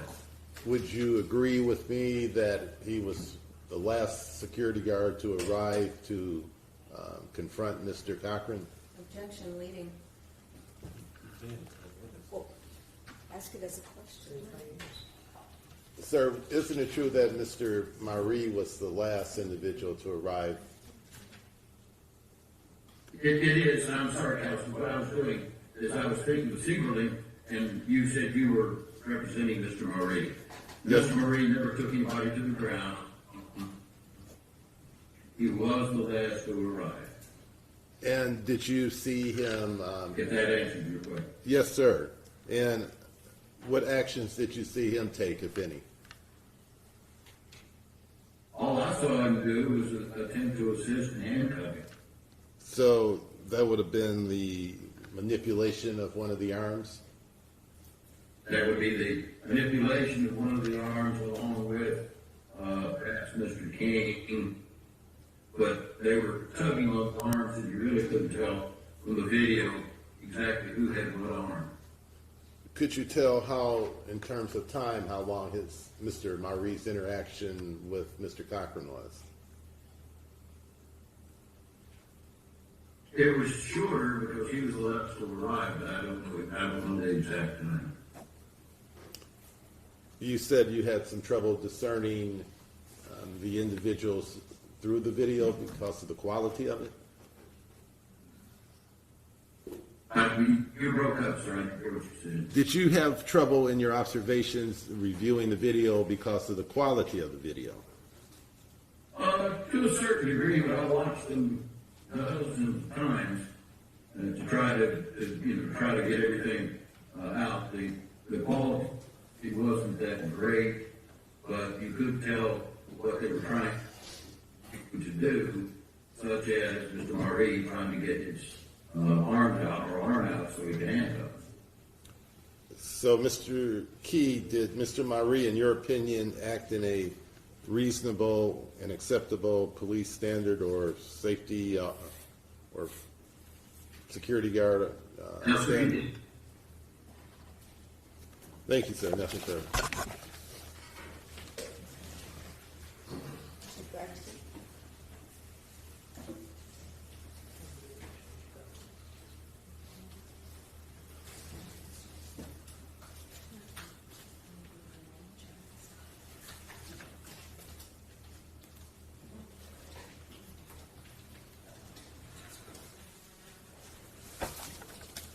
Good morning, Mr. Key. I am Attorney Keith Braxton for Mr. John Seiberling. Good morning. Just have a few questions for you. My first question, you were talking about force continuum model. Are there any particular elements or a checklist for the different levels that you had listed earlier? Like you were saying something about pepper spray in particular. You said there were use of no force, then you also said pepper spray.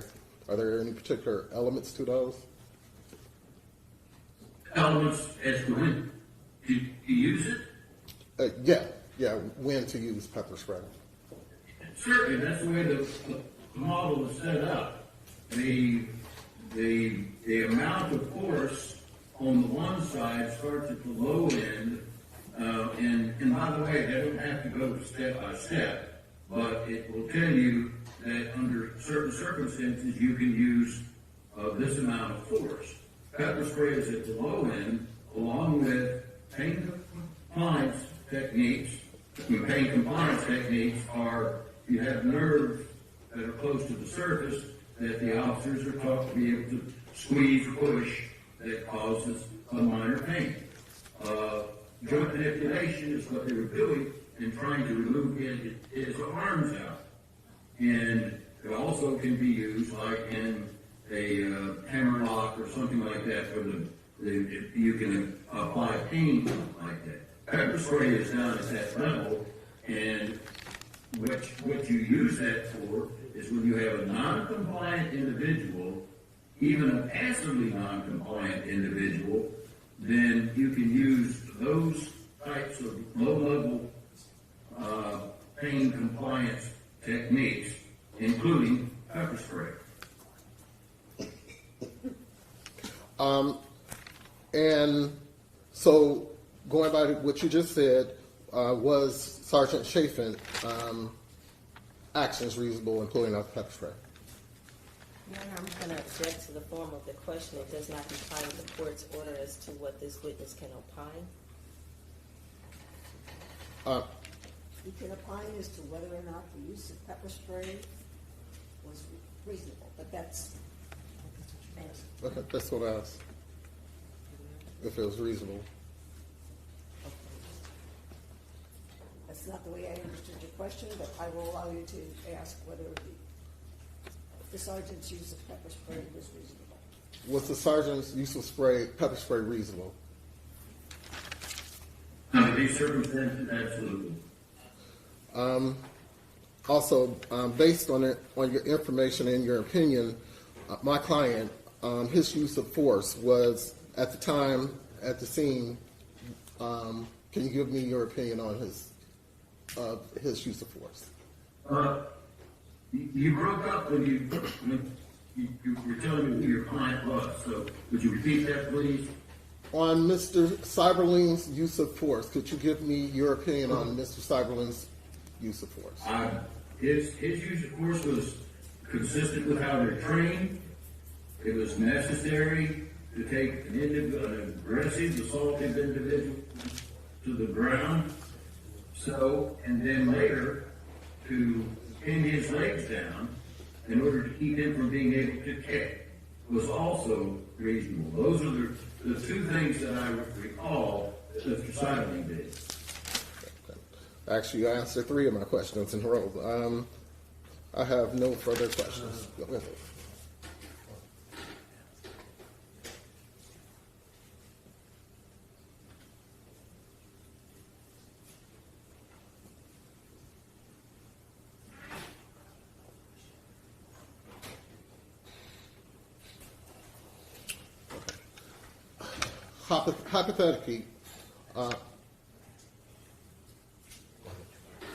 Hypothetically, if the officers were not trained in passive techniques, how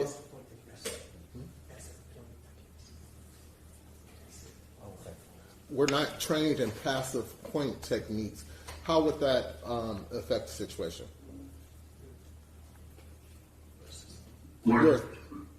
I'm sorry, breaking up a little bit. Not trained in passive what? Point techniques. How would that have affected the situation? Could I'm you? sorry, I can't understand what what kind of technique. I can't hear that. If they were not trained in the pressure point techniques, how would that have affected the situation? It makes it more difficult. Because the pressure point control techniques. I'll give you an example. Right back of the wrist, you've got when you've got an individual that won't give you his hands, you use your middle finger, press into that. Generally, that'll convince them. So if they didn't have that training, then it falls back more on simply having to grab, and it becomes an issue of strength. You can do the joint manipulation. I didn't see it specifically, but by using the arm as a fulcrum and you press against the point of the elbow, you can also get the arm out. So if they didn't have the training, then it really just becomes a test of will and strength. Thank you.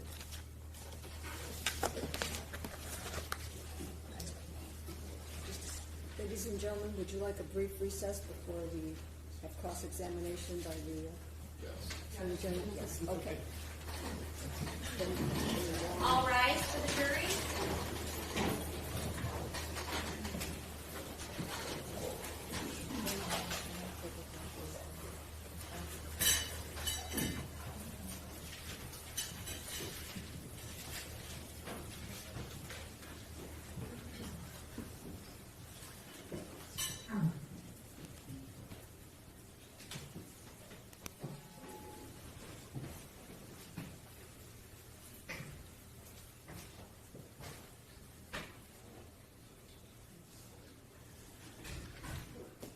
We'll take about a 10-minute recess.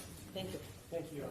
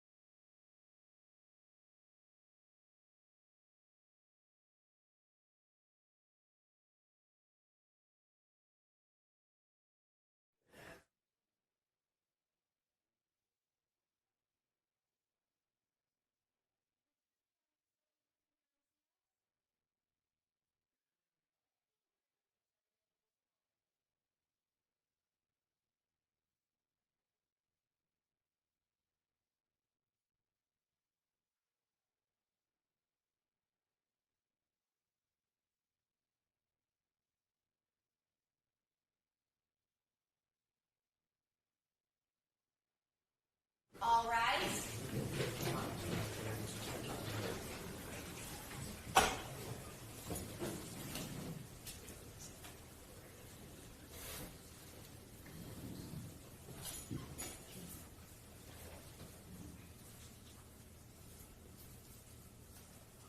Your Honor, recalling People v. King, case number 2023-284-855-FH, calling People v. Maree, case number 2023-284-856-FH, and calling People v. Seiberling, case number 2023-284-857-FH. All right. Hopefully, is the jury out there? They're lined up? All right. Let's put them in. Thank you, Deputy. All rise for the jury.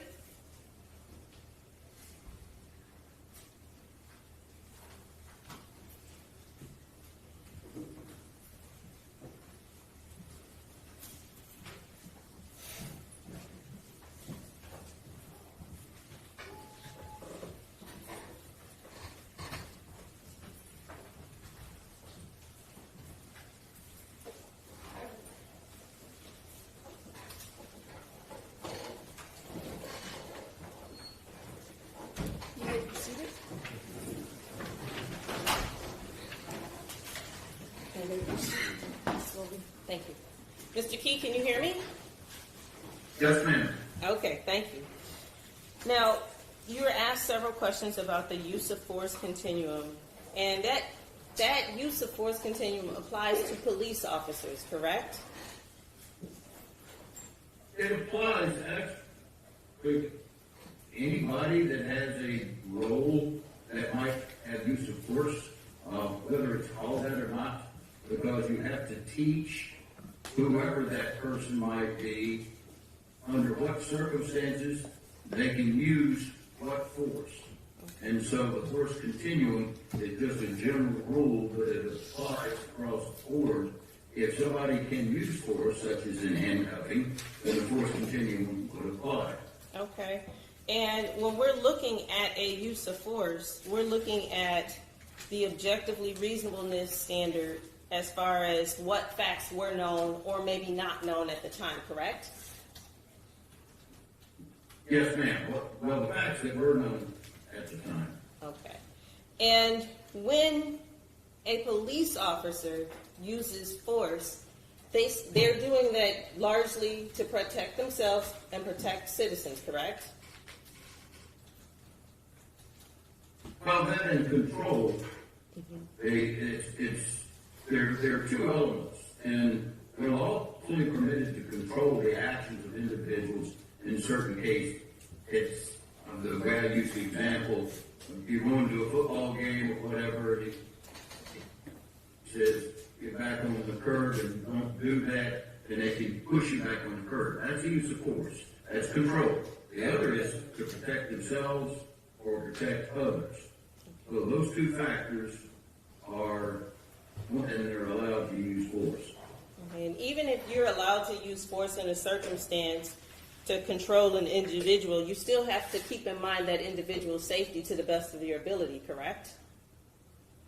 That's correct. Okay.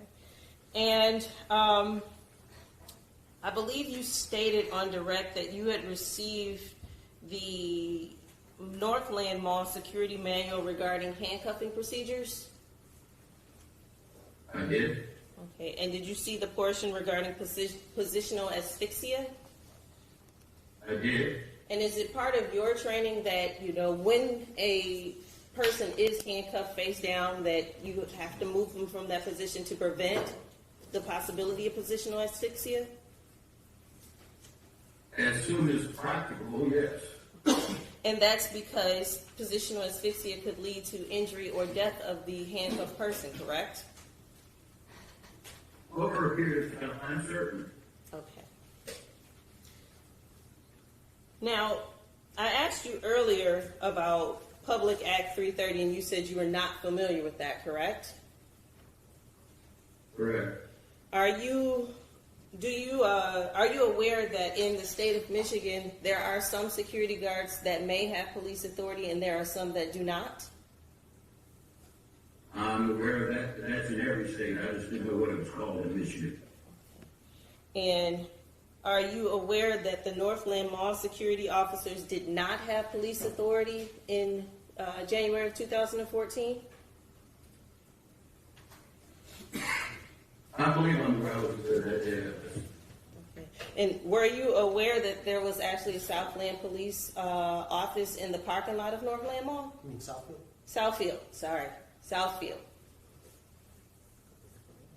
I wasn't aware it was in the parking lot, I was aware that they were, that there was a police agency close by. Were you aware that the Northland security officers were under the directive that if there was an incident that may lead to their own harm, harm of merchants, harm of citizens, or harm of other persons, that they were to call 911? I want to object. I'm aware of In fact, that's completely untrue. Mr. Keys, just a moment, please. I'm sorry. That's completely untrue based on the training manuals that they admitted as exhibits. That's a mischaracterization of that evidence. We have testimony from Neil Webster as well that contradicts that. If you don't see it happen, you can't take action. Collect the information, call the police. Judge, that is referring to arresting individuals for shoplifting. There's no allegation that they're trying to arrest a shoplifter here. This doesn't Is say this- shoplifting.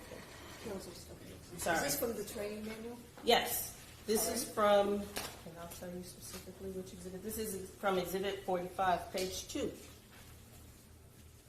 But again, it's mischaracterizing it because that is saying you cannot go and arrest a shoplifter, and that's not what they were trying to do here. With all due respect, there's nothing on here that says shoplifter.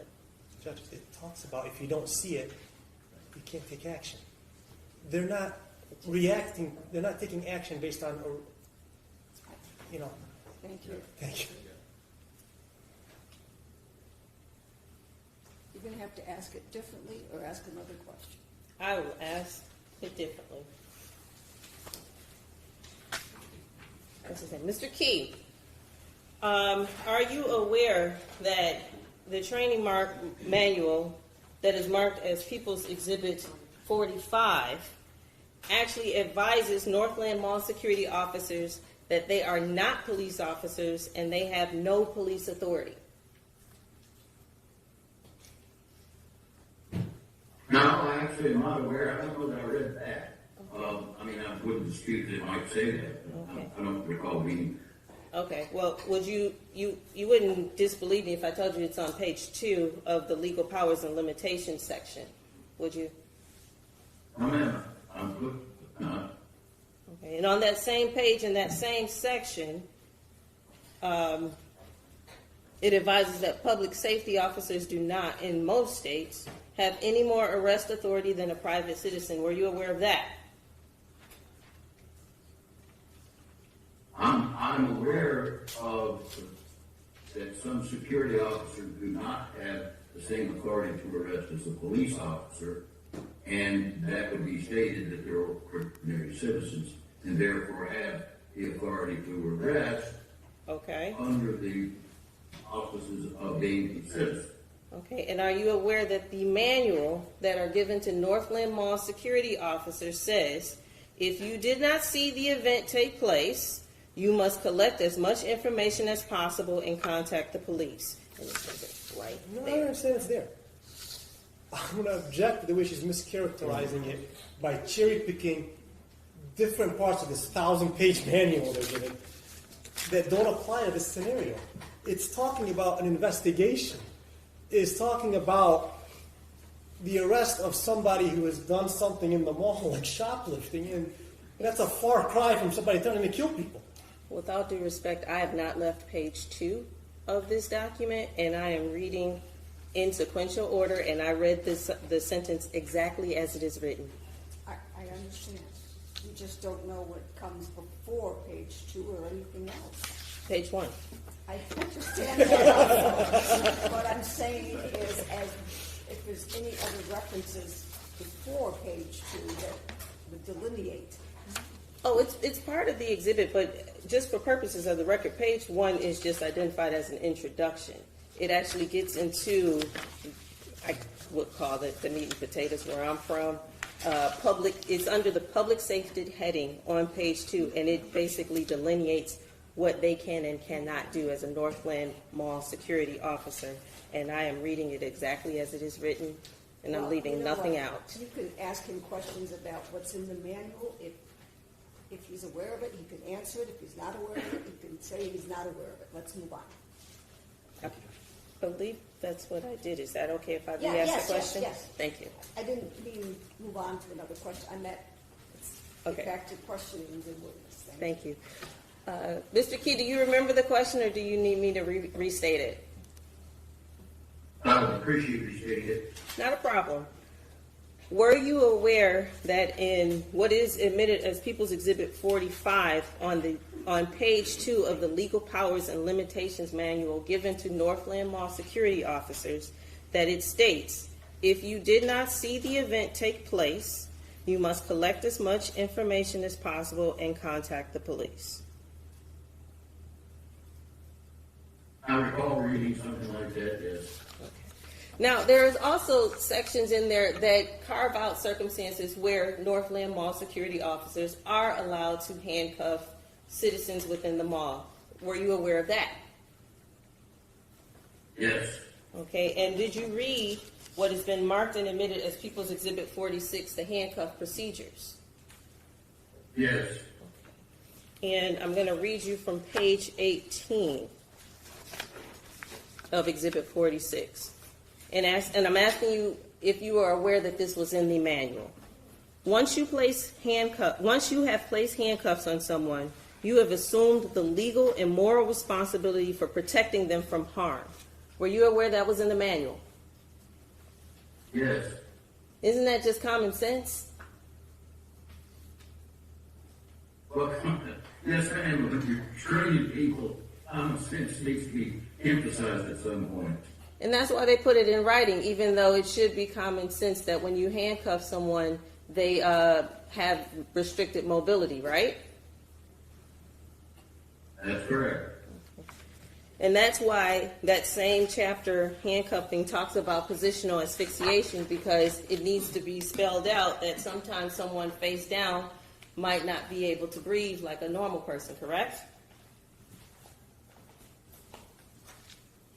Under certain circumstances, correct. Now I'm going to ask you, you were asked several questions about the role of Gaven King, and you recall testifying that from what you observed, he just had Mackenzie Cochran's arm trying to cuff him? Yes, ma'am. Okay. While Gaven King had Mackenzie Cochran's, and I believe it was the left arm, correct me if I'm wrong, were other security guards also engaged with Mackenzie Cochran? Engaged with him? Well, also They were involved. involved with- Yeah. Yes, the other security officers were also trying to gain control. Okay. So it wasn't just Gaven King holding Mackenzie Cochran's arm. There was also Sergeant Chafin involved, Lucius Hamilton, Aaron Maree, and John Seiberling, correct?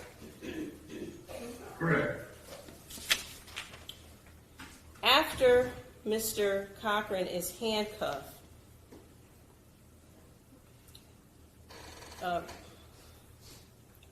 strike that.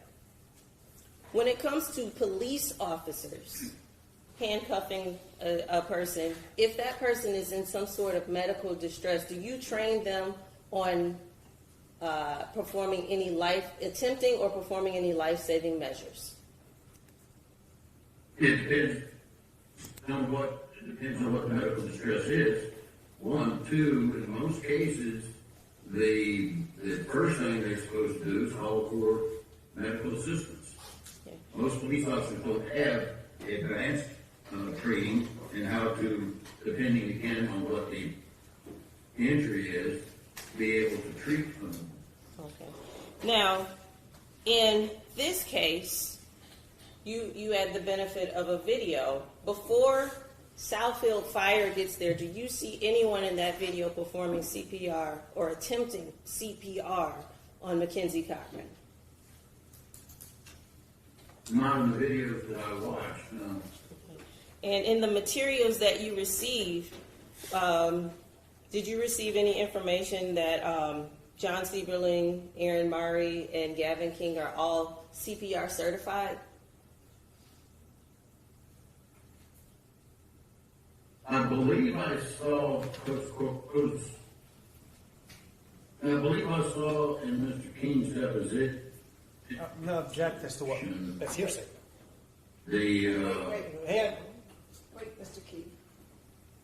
All right, that deposition isn't part of this case. Correct. He's referring to a deposition, Mr. King. Well, that was the question I asked. I just asked him if he was aware. I didn't ask him how he was aware. So I'll ask him to narrowly tailor his answer. And I'd ask that be stricken because there was an express statement by the previous prosecutor, Mr. Orlando Patterson, that depositions would not be used in this case.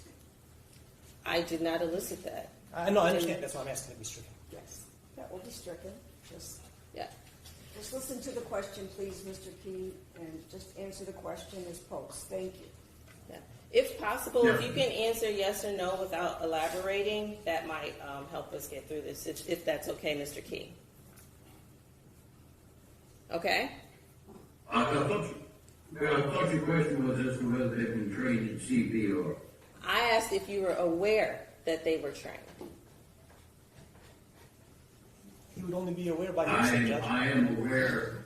Yeah, objection. Just a second, please, Mr. King. It'd be hearsay. How would he know? Well, there's a certificate. I said, was he aware based on the documents, but.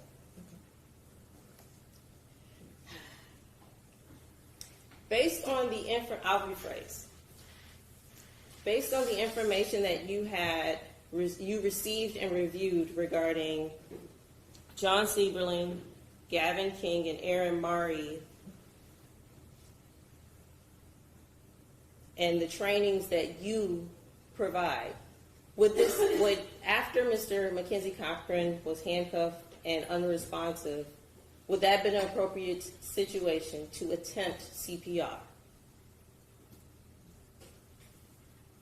Not with just those circumstances. You'd have to do an analysis first, an evaluation first. You have to make sure that, one, he is not breathing, two, his heart is not beating. So you can't start CPR because the person is unconscious. As long as they're breathing and their heart is beating, then CPR is not warranted. So you said something that I really appreciate and resonates. You have to assess the situation before you act, correct? That's correct. And that's appropriate when you're assessing whether force should be used, as well as whether or not life-saving measures should be implemented. Is that correct? You work with counselor. I didn't get part of that. It would be appropriate to assess a situation before acting when involving either using force or whether or not to implement life-saving measures. You have to figure out what you have first, right? That's exactly right. Ms. Logan, if you could just, instead of combining two questions in one, could you just ask individual questions so that in case the answer would be different for one or the other scenarios? I'll do my best. Thank you. I actually have no other questions. Okay. Thank you. Just one moment.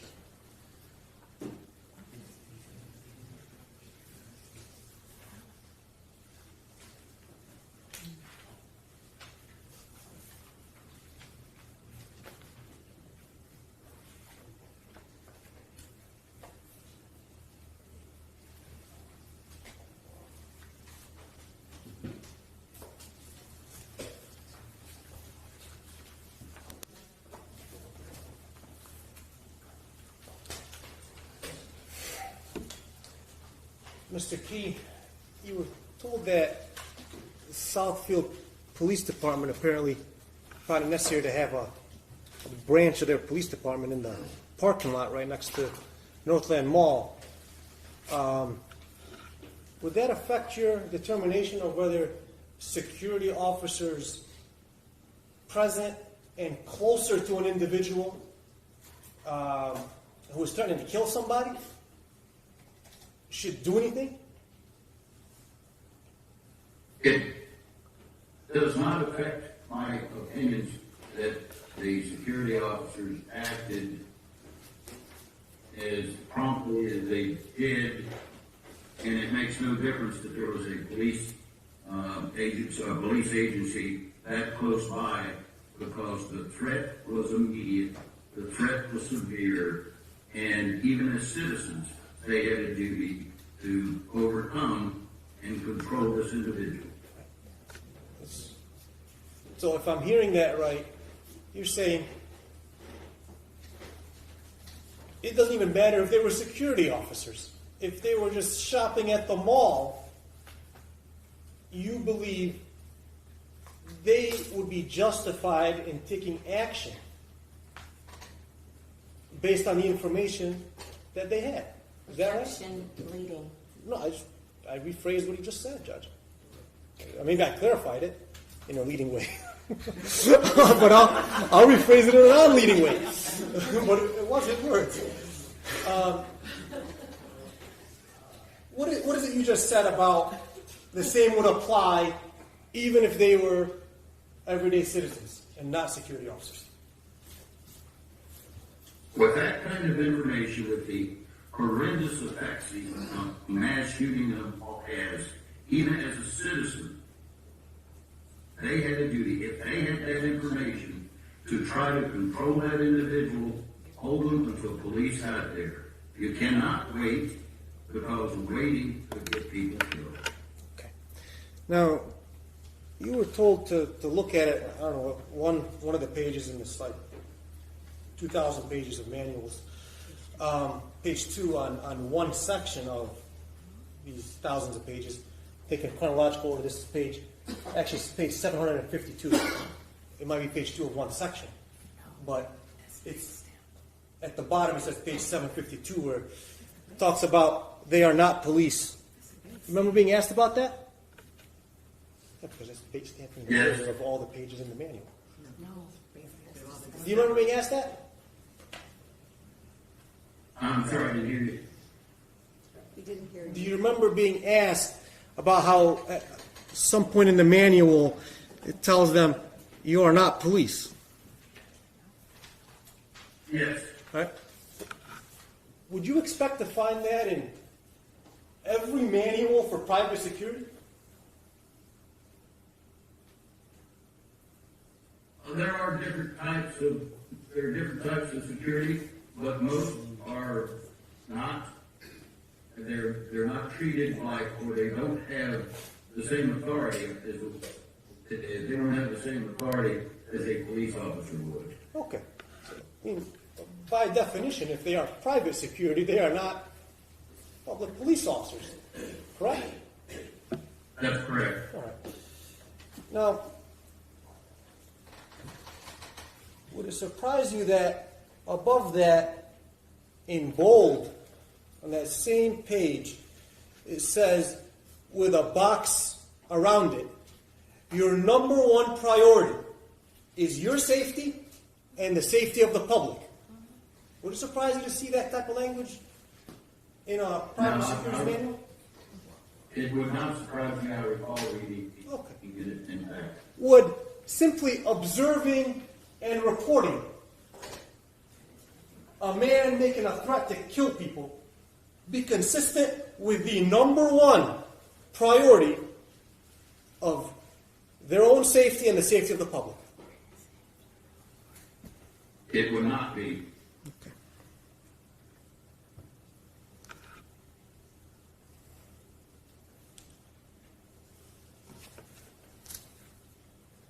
You were asked if it would be common sense to protect a person being handcuffed. You remember that? Yes. What's your answer to that?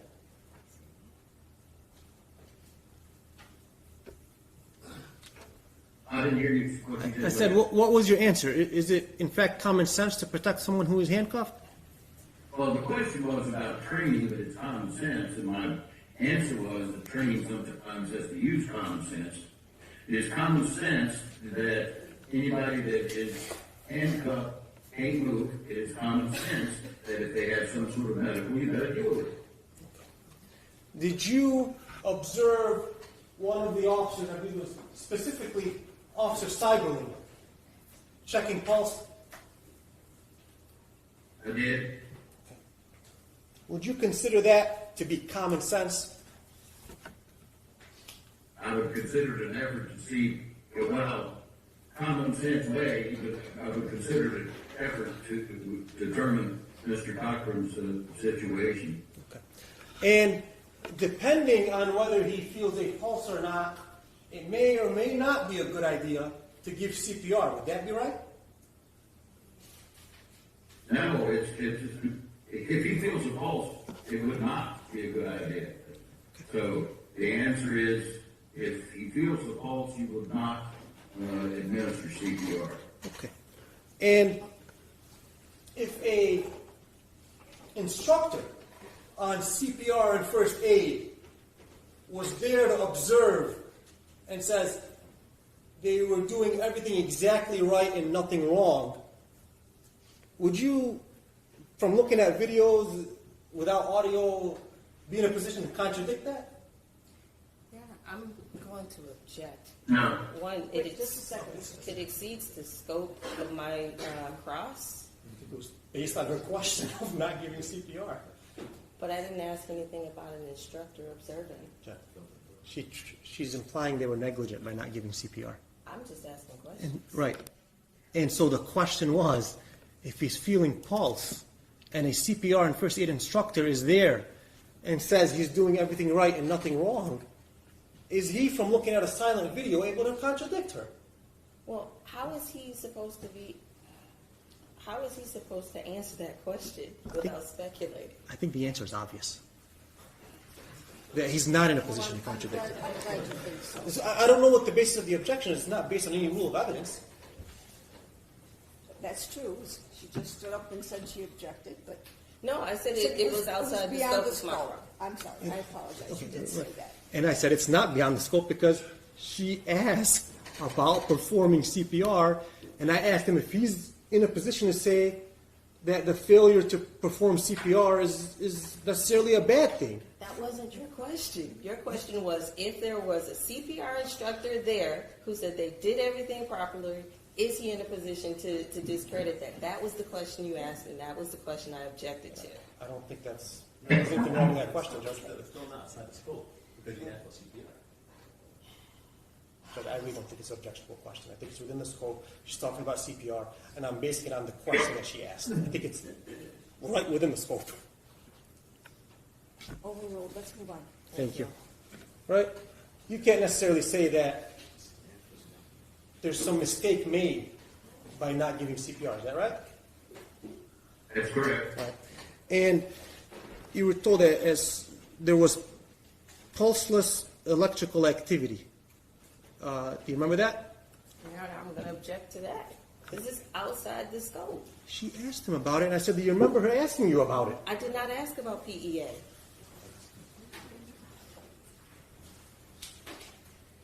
I thought she did, Judge. I mean, I wrote it right here. Absolutely. Yeah, I don't know where I would have got it from, but No, she did not. I thought she asked about it when she was talking about She did CPR. not ask Okay. about PEA.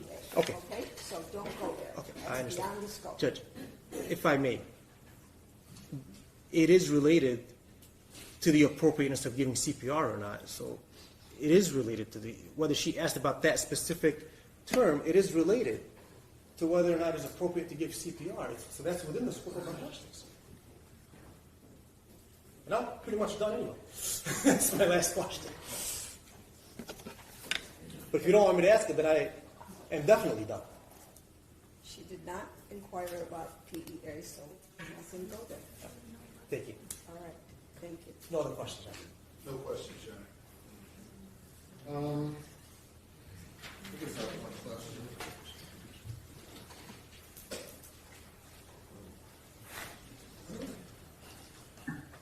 You were asked a question about calling the police for their arrest. in the manual in handcuffs section, it states there are 3 situations that the officers may detain an individual. I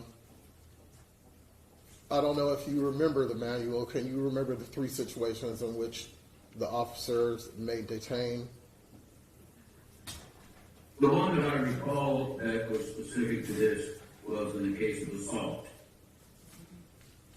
That's That was the one. The other 2 I did read it, but the one that was specific to the facts of this case was assault. okay. Thank you.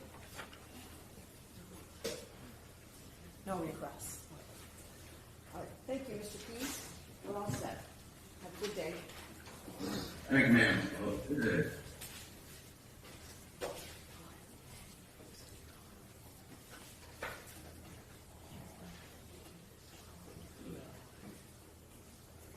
Councilors, would you first? Thank you.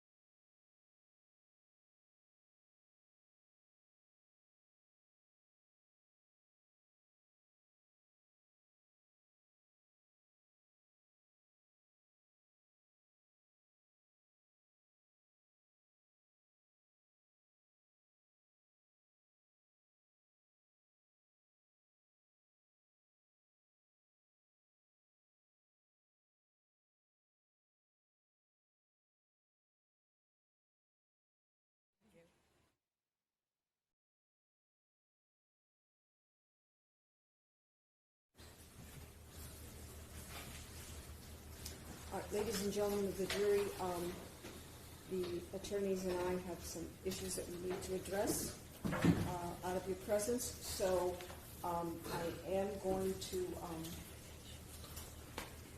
release you to go to lunch. I'm going to ask that you come back at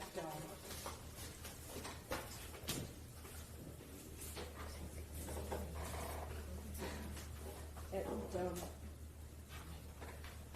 1 o'clock. All right? Please do not discuss the case with anyone, even among yourselves. All rise for the jury.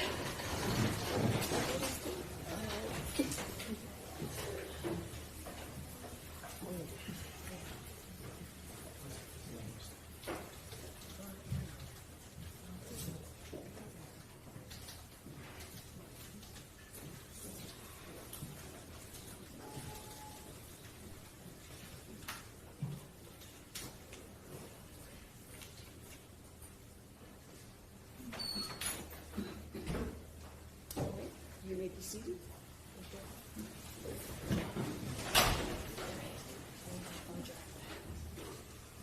All right, then, counsels, are your clients going to be testifying?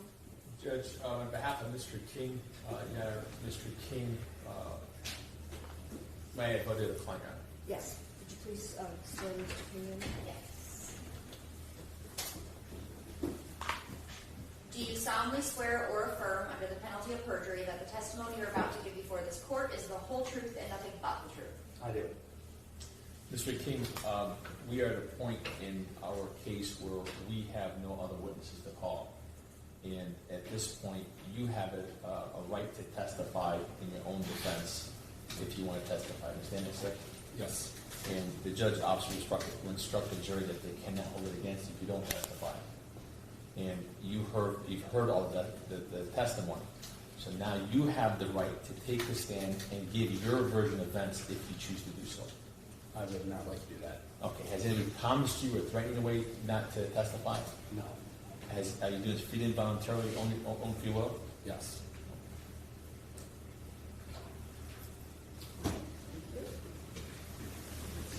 Thank you, Judge. This is where Mr. Maree, Do you solemnly swear or affirm, under the penalty of perjury, that the testimony you're about to give before this court is the whole truth and nothing but the truth? Yes. Mr. Maree, could you state your name for the record? Actually, no, that was not. We were on the You're same right, side. sir. Yeah. Mr. Martin, do you solemnly swear or affirm, under the penalty of perjury, that the testimony you're about to give before this court is the whole truth and nothing but the truth? Yes.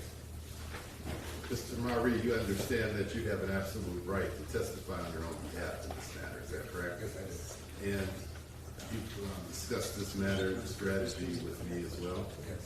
And have you elected to remain silent, exercise your right to remain silent? Yes. Has anyone threatened you, promised you anything? No. You've made this decision on your own volition, is that correct? Yes. Thank you. this is where Mr. Seiberling. Mr. Seiberling, do you solemnly swear or affirm, under the penalty of perjury, that the testimony you're about to give before this court is the whole truth and nothing but the truth? I do. Mr. Seiberling, we have discussed this situation. You know your rights, yet you have the right to testify, correct? Correct. We've discussed this previously, correct? Correct. You stated to me that you do not wish to testify. That is correct. No one has promised you anything and not to testify, correct? Correct. Your Honor, at this time, I would like to say that my client will not testify. Has anyone threatened you or again not to testify? No, Your Honor. Thank you. All right. All right, let's deal with the jury instructions, please. You both have each side's instructions that were presented to the court. Yes. Yes, Your Honor.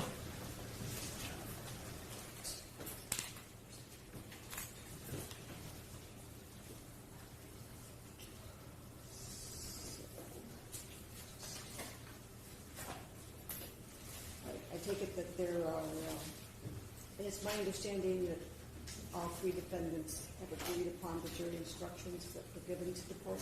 Yes, sir. Yes, sir. Okay, Yes, Your Honor. thank you. All right, so I take it nobody has an issue with 3.01? Correct. Correct.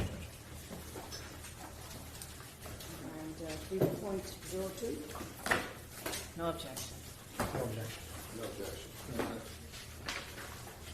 3.03? No objection. No objection. No objection. 2.05? No objection. No objection. Okay, the only issue that I found between the two that were given to me is that the People's has 9 sections and the defense has 7 sections. Although I believe that 9 sections is the correct one. It is. Let me see why we did that. I don't know, but I can show you what you provided. Oh, yeah, no, yeah, that was probably just a typo, all right, I'm sorry. Okay, Yeah, that's fine. All I nine just- apply, yes. 3.06. Yes. Yes. Yes.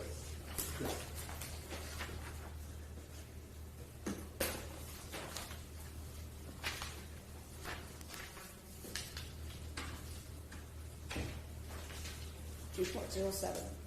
Yes. Yes. 3.10. Yes.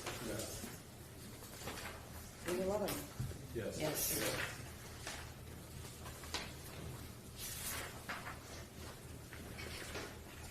All right.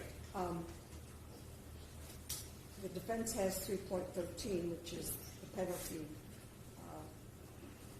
instruction. The People's does not. Oh, that's an omission. Yeah, we should have penalty. Can you Yeah, just I scan know. it? That's why I'm just making sure that you understand. I went through these and You can see my little paper clips here that, No.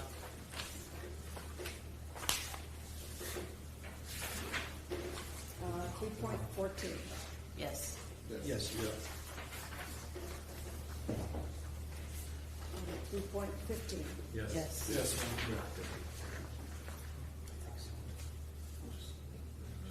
3.16. Yes. Yes, ma'am. I think we left the brackets, Josh, because we weren't sure if the court gives them electronic or paper. And I'll give them a paper copy. Take out the brackets now. 3.18. Yes. Yes.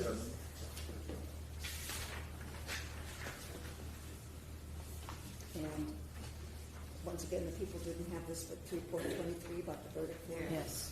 Yes.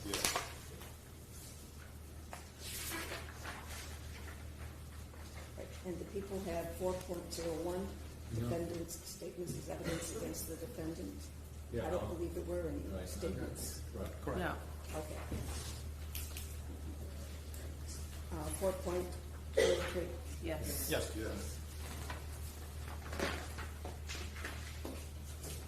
4.05. Yes.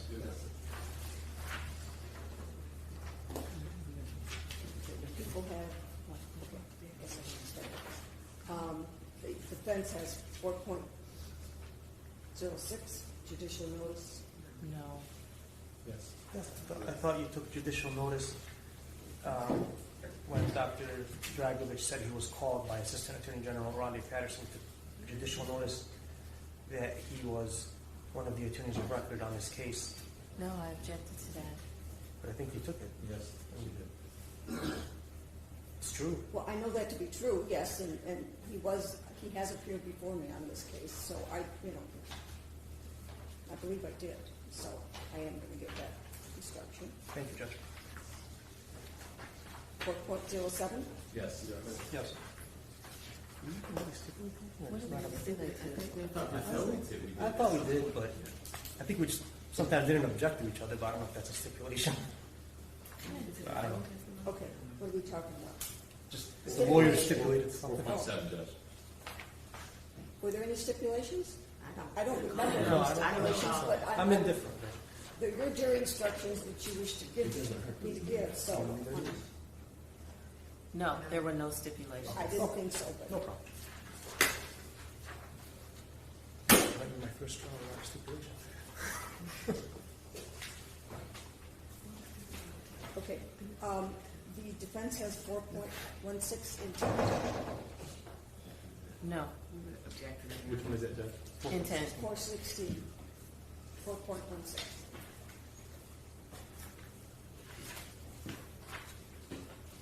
I guess they object. We don't see why or what the basis is of an objection. It's just standard instruction that it's probably been given just about every case I've ever done. It's been in every criminal case I've had also, but I'd like to hear what your objection is with respect to that. Well, Your Honor, I think the basis of our objection is that the defendants are charged with involuntary manslaughter as general intent. Your Honor, one of the issues for the trial fact is whether or not there was gross negligence. Your Honor, this speaks to their specific intent. It's a general intent crime. That's that. This is involuntary manslaughter.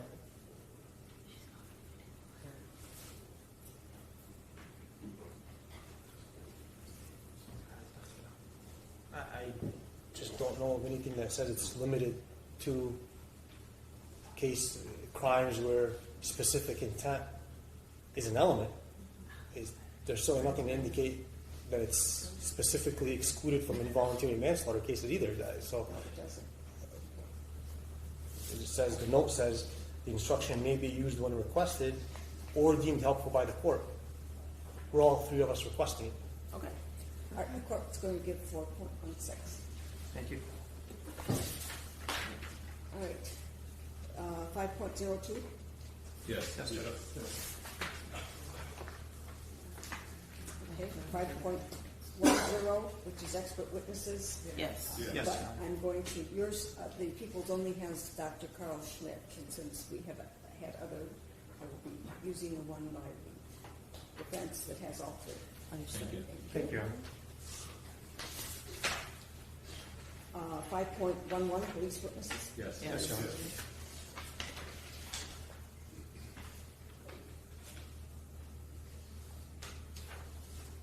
And the defense has testimony provided, 5.16, which is testimony provided through video conferencing technology.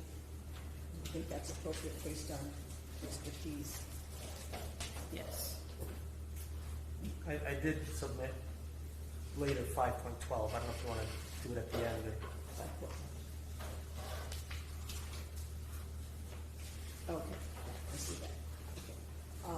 Okay. 5.12 about Matthew Clark. We would be objecting to that. I beg your pardon? We would be objecting to that, Your Honor. Matthew Clark. Who's Matthew Clark? first of He, all? he's an endorsed witness on the prosecutor's witness list. I think we all, in good faith, relied on that X being placed on their list, that he would be here. And in fact, at the beginning of the trial, they introduced a cell phone video recorded by him as an exhibit. And we didn't object. We thought he's going to appear anyway because he's listed on their witness list, endorsed. And Wait.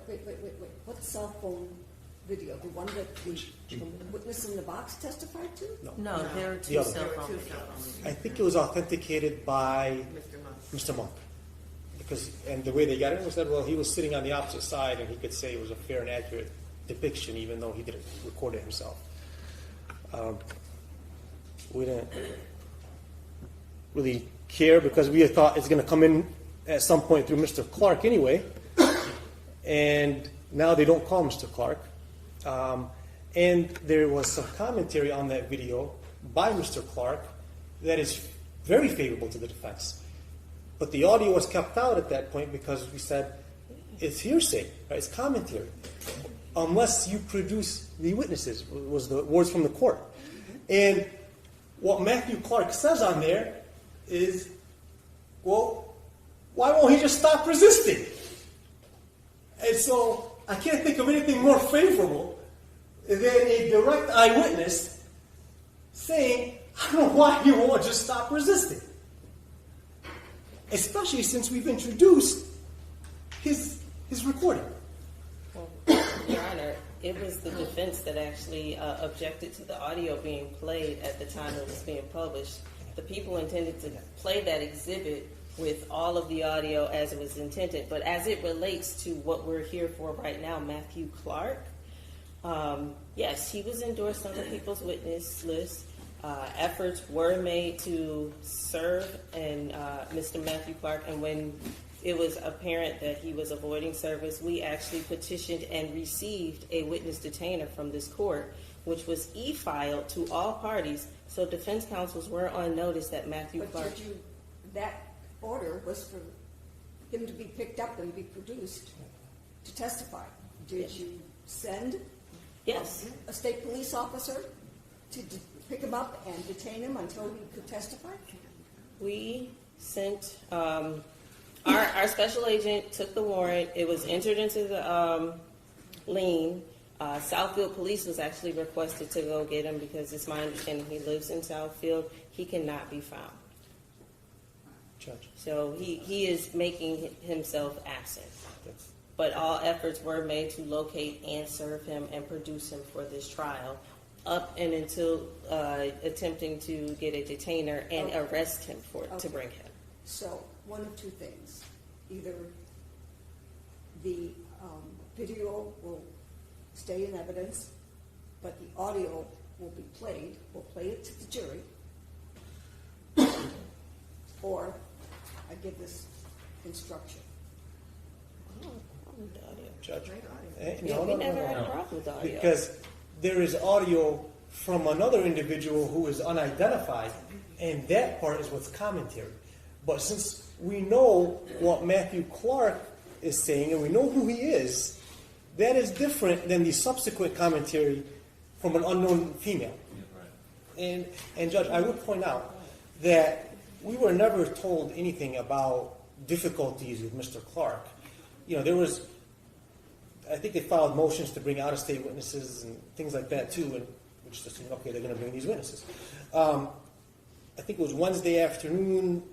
We asked Ms. Logan, who she has left, and she mentioned who she had left, which I think was just Dr. Schmidt. And we said, well, wait a minute, what about Matthew Clark? And so we can't find him. So that's when we learned about it. It was Wednesday afternoon, about 4:30 after court wrapped up. Yeah, And Judge, if I may, Your Honor, there are other mechanisms other than calling Southfield Police Department to go pick up with Southfield, Judge. Judge, you're a seasoned jurist, and I can tell you that you've seen them use the U.S. Marshals. You've seen them use cell phone towers, cell phone pings, cell phone technology. Locate someone within a few minutes, Judge. So they did not exercise all reasonable efforts to locate this witness. Yeah, and first and foremost, as this court requires, the petition was e-filed, and all people attached to that e-filing get notices. So the petition for the detainer. I know, but I gave you the detainer. Well, no, I was addressing that Mr. Kuja said he did not have notice that Matthew Clark was. That puts him on notice that he's being difficult. Exactly. To be a cooperating witness. Exactly. That doesn't put him on notice that he's not going to be present for testimony. Okay. That's fair. And as it relates to the U.S. Marshals, I don't believe we can use the U.S. Marshals in state. I've seen Well, them how help about the judge. Michigan State Police? You are the Attorney General's office. Well, we can also use Southfield Police. You could, but when that was unsuccessful, then, you just don't try once. You keep trying until you locate the witness. All right, enough.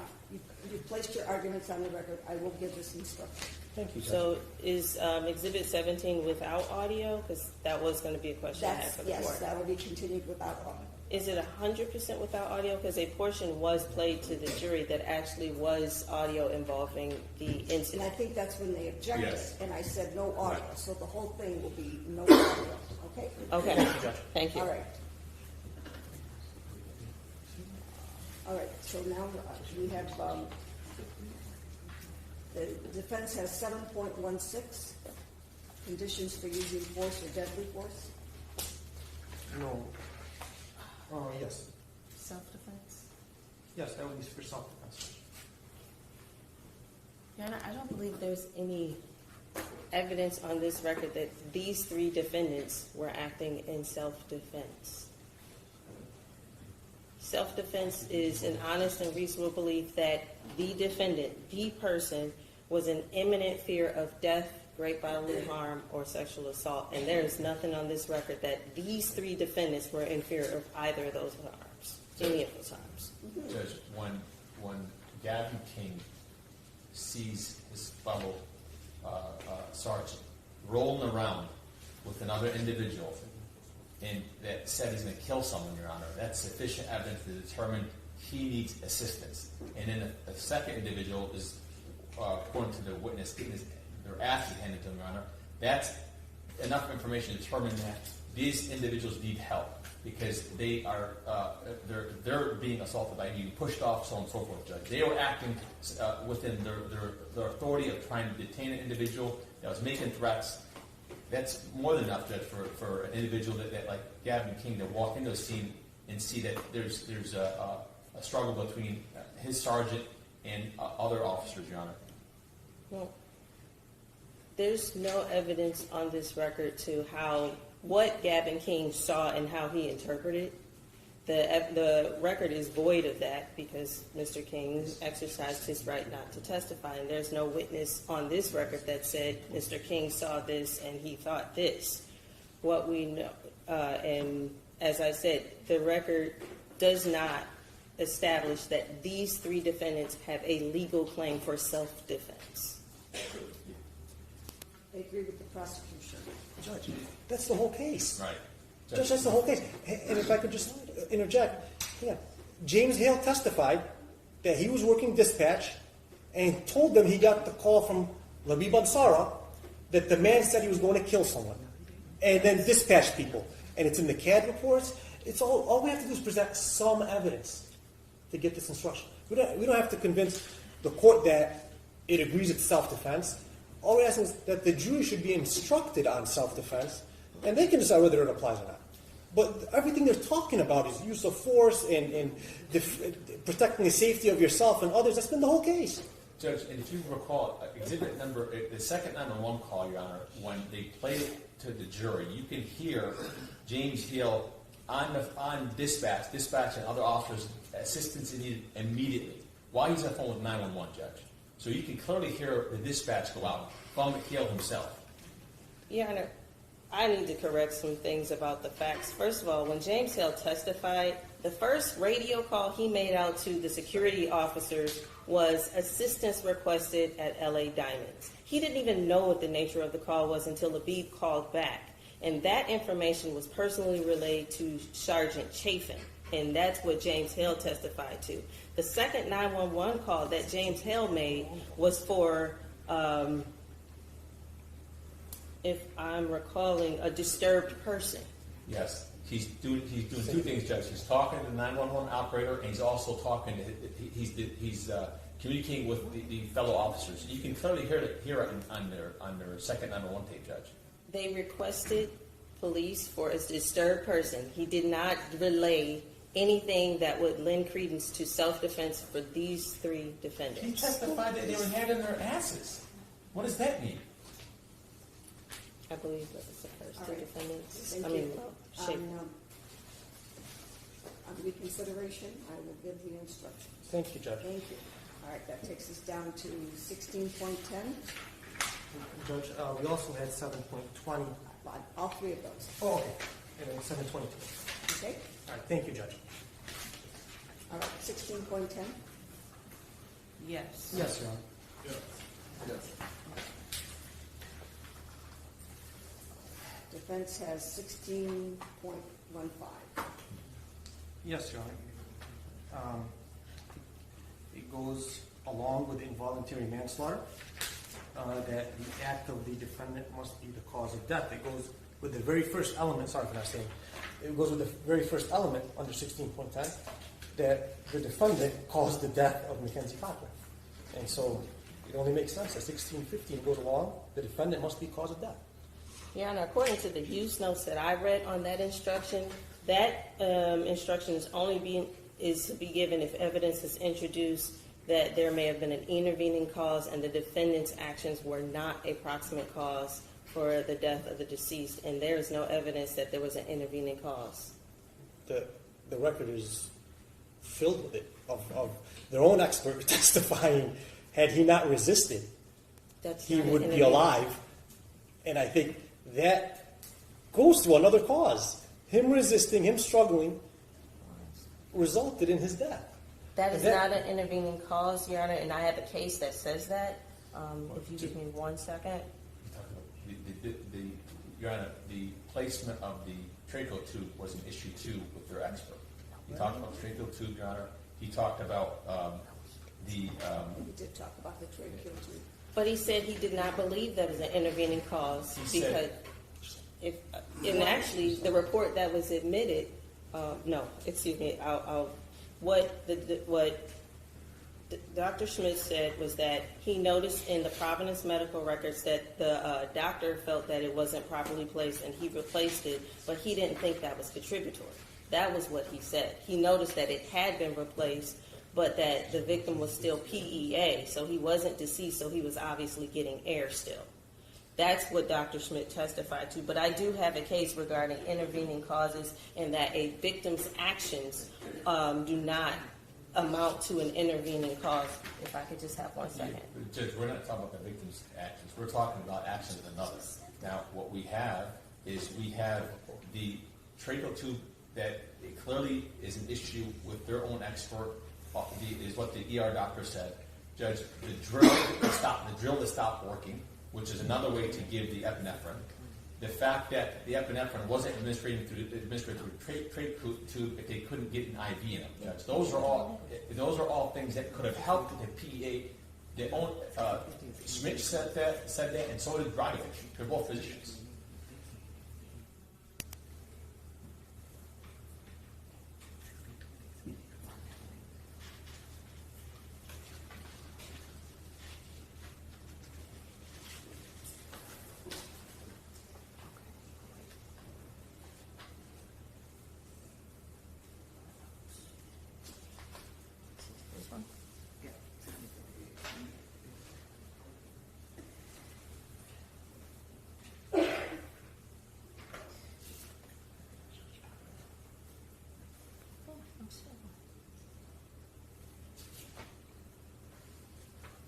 So, Your Honor, the case that I have, let me pull it up. It's an unreported case. It's People v. Travis Lamar Hudson. It's actually a 2017 case, and it cites Fiesel, which is also in the use notes for 1615.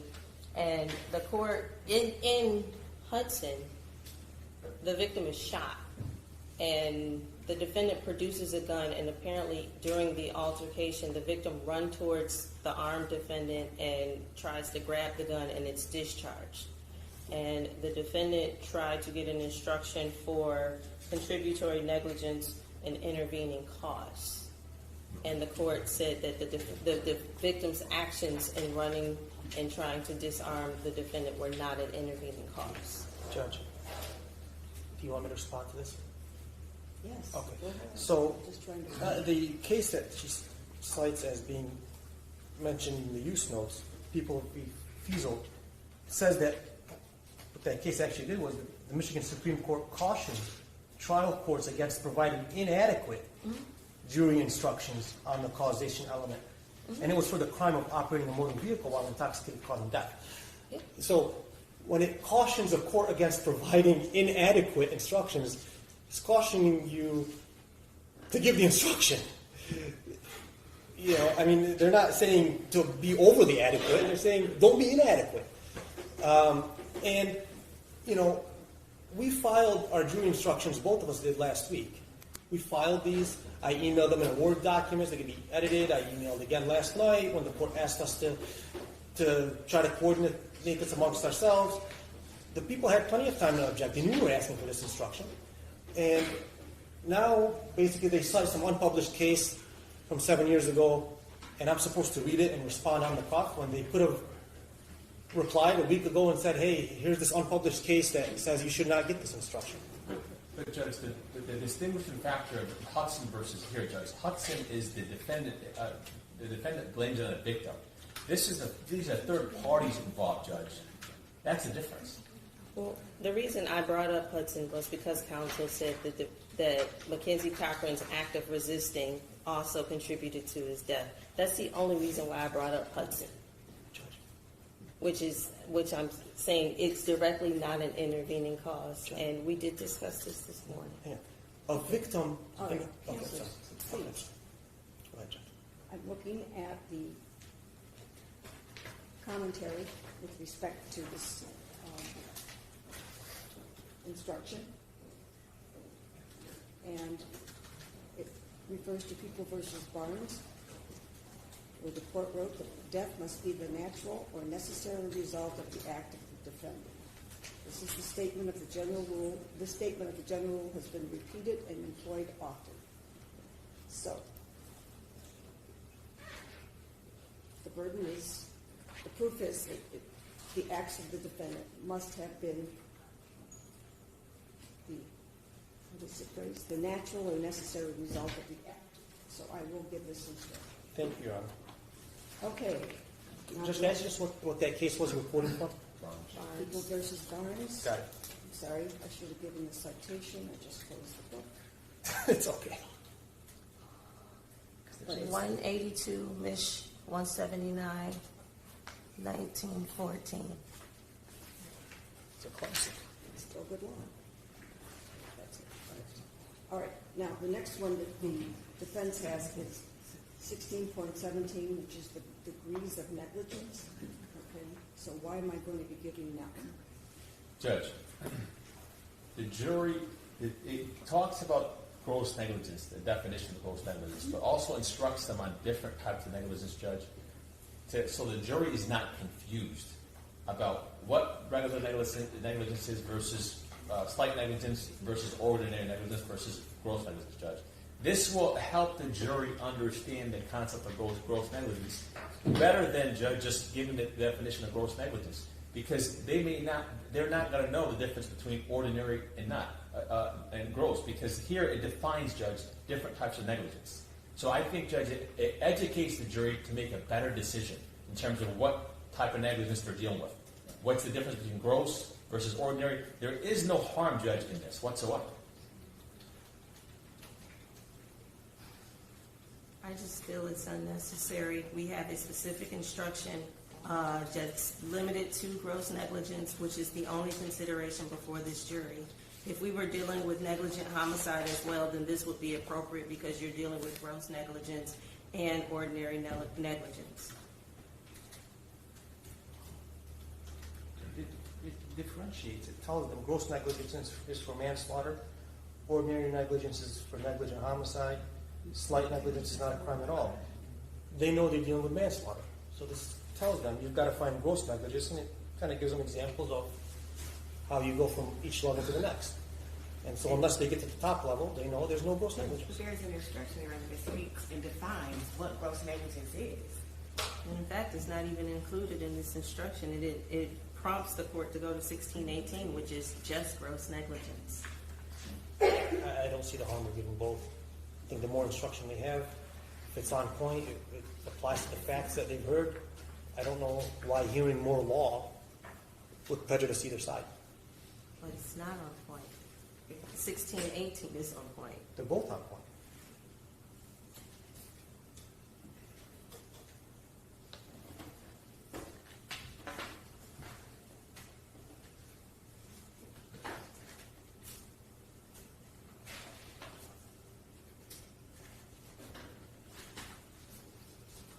We have jurors that sat in the civil jury, as a civil jury.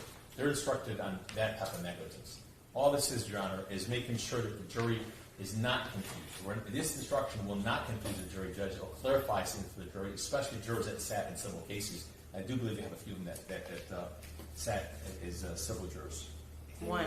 And this isn't a civil case, it's a criminal I know, you're case. right, but it's different. They understand the difference, Judge. This is not confusing the jury. It's giving them clarity.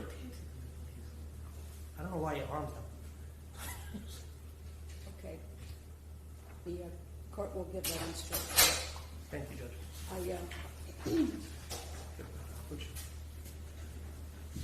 I neglected to indicate that the prosecution is asking for 16.16, susceptible victim and proper medical treatment to be given. Judge, our objection to that is it says if the defendant unlawfully injured Mackenzie Cochran and started a series of events that naturally or necessarily resulted in his death, it is no defense, and it goes to list, like previous medical conditions and such. We're not arguing that the cause of death is not the defendant's because of a prior medical condition that he had. We're arguing because of his actions. And also that the defendants are not the ones who started this series of events.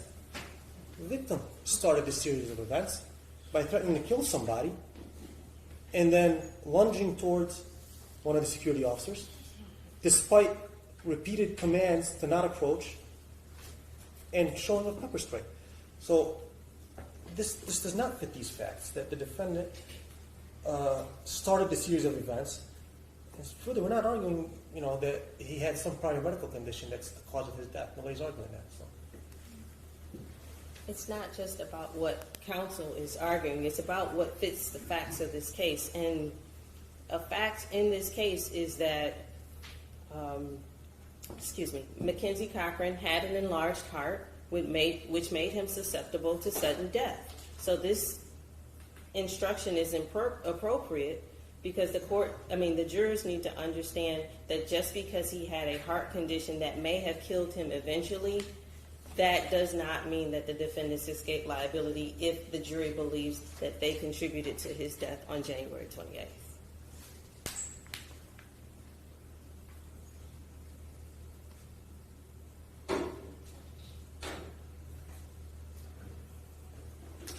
Judge, if you think about the fact pattern in this fits a fact pattern where the defendant, right, was the aggressor, and later on tries to argue, well, he died of something he already had, when the defendant is the one that put everything in motion. Judge, you heard all the evidence.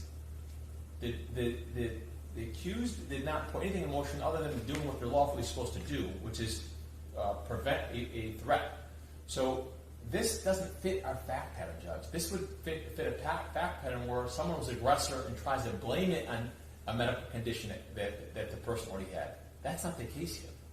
And that's why there's a distinction between the two. I don't think the use notes say that we can only get that instruction if the defendants are trying to blame the victim's prior medical condition. I think if the facts support it, it can go to the jury. Judge, it's if the defendant unlawfully injured Mackenzie Cochran and started a series of events, they didn't start it, Judge. They're trying to stop a series of events in this case. That's for the jury to determine. Yeah, but you're given them information that is not consistent with the fact pattern whatsoever. That's for them to determine as well. It's all attached to the fact. There is no set of facts they could rely on in this record to say the defendants started the series of events. Nothing. I mean, yeah, it's for their props to make a finding. If there's conflicting evidence, they can decide which one they believe. Mm-hmm. But all the evidence is that the series of events is started by the decedent, not the defendants. So I don't see it applying. Judge, if Mackenzie Cochran had hurt, if it was the other way around, where the security guard went to stop Mackenzie Cochran when he began to make the threats, Mackenzie Cochran survived, and the other security officer died, then this instruction should have been given, because the events were started by someone other than the accused. So that's why, Judge, it should be given. I don't even know how to respond to that. I don't understand. Never mind. I don't understand what that was. But I believe the facts support giving this instruction. Because the people have the burden, this is something we have to address. It was brought out, it was talked about at length that he had this enlarged heart. And the jury needs to understand that just because he had a prior medical condition that may have exacerbated what happened on January 28th, if the cause of death were the acts of these defendants, that heart condition does not mean they escape criminal liability.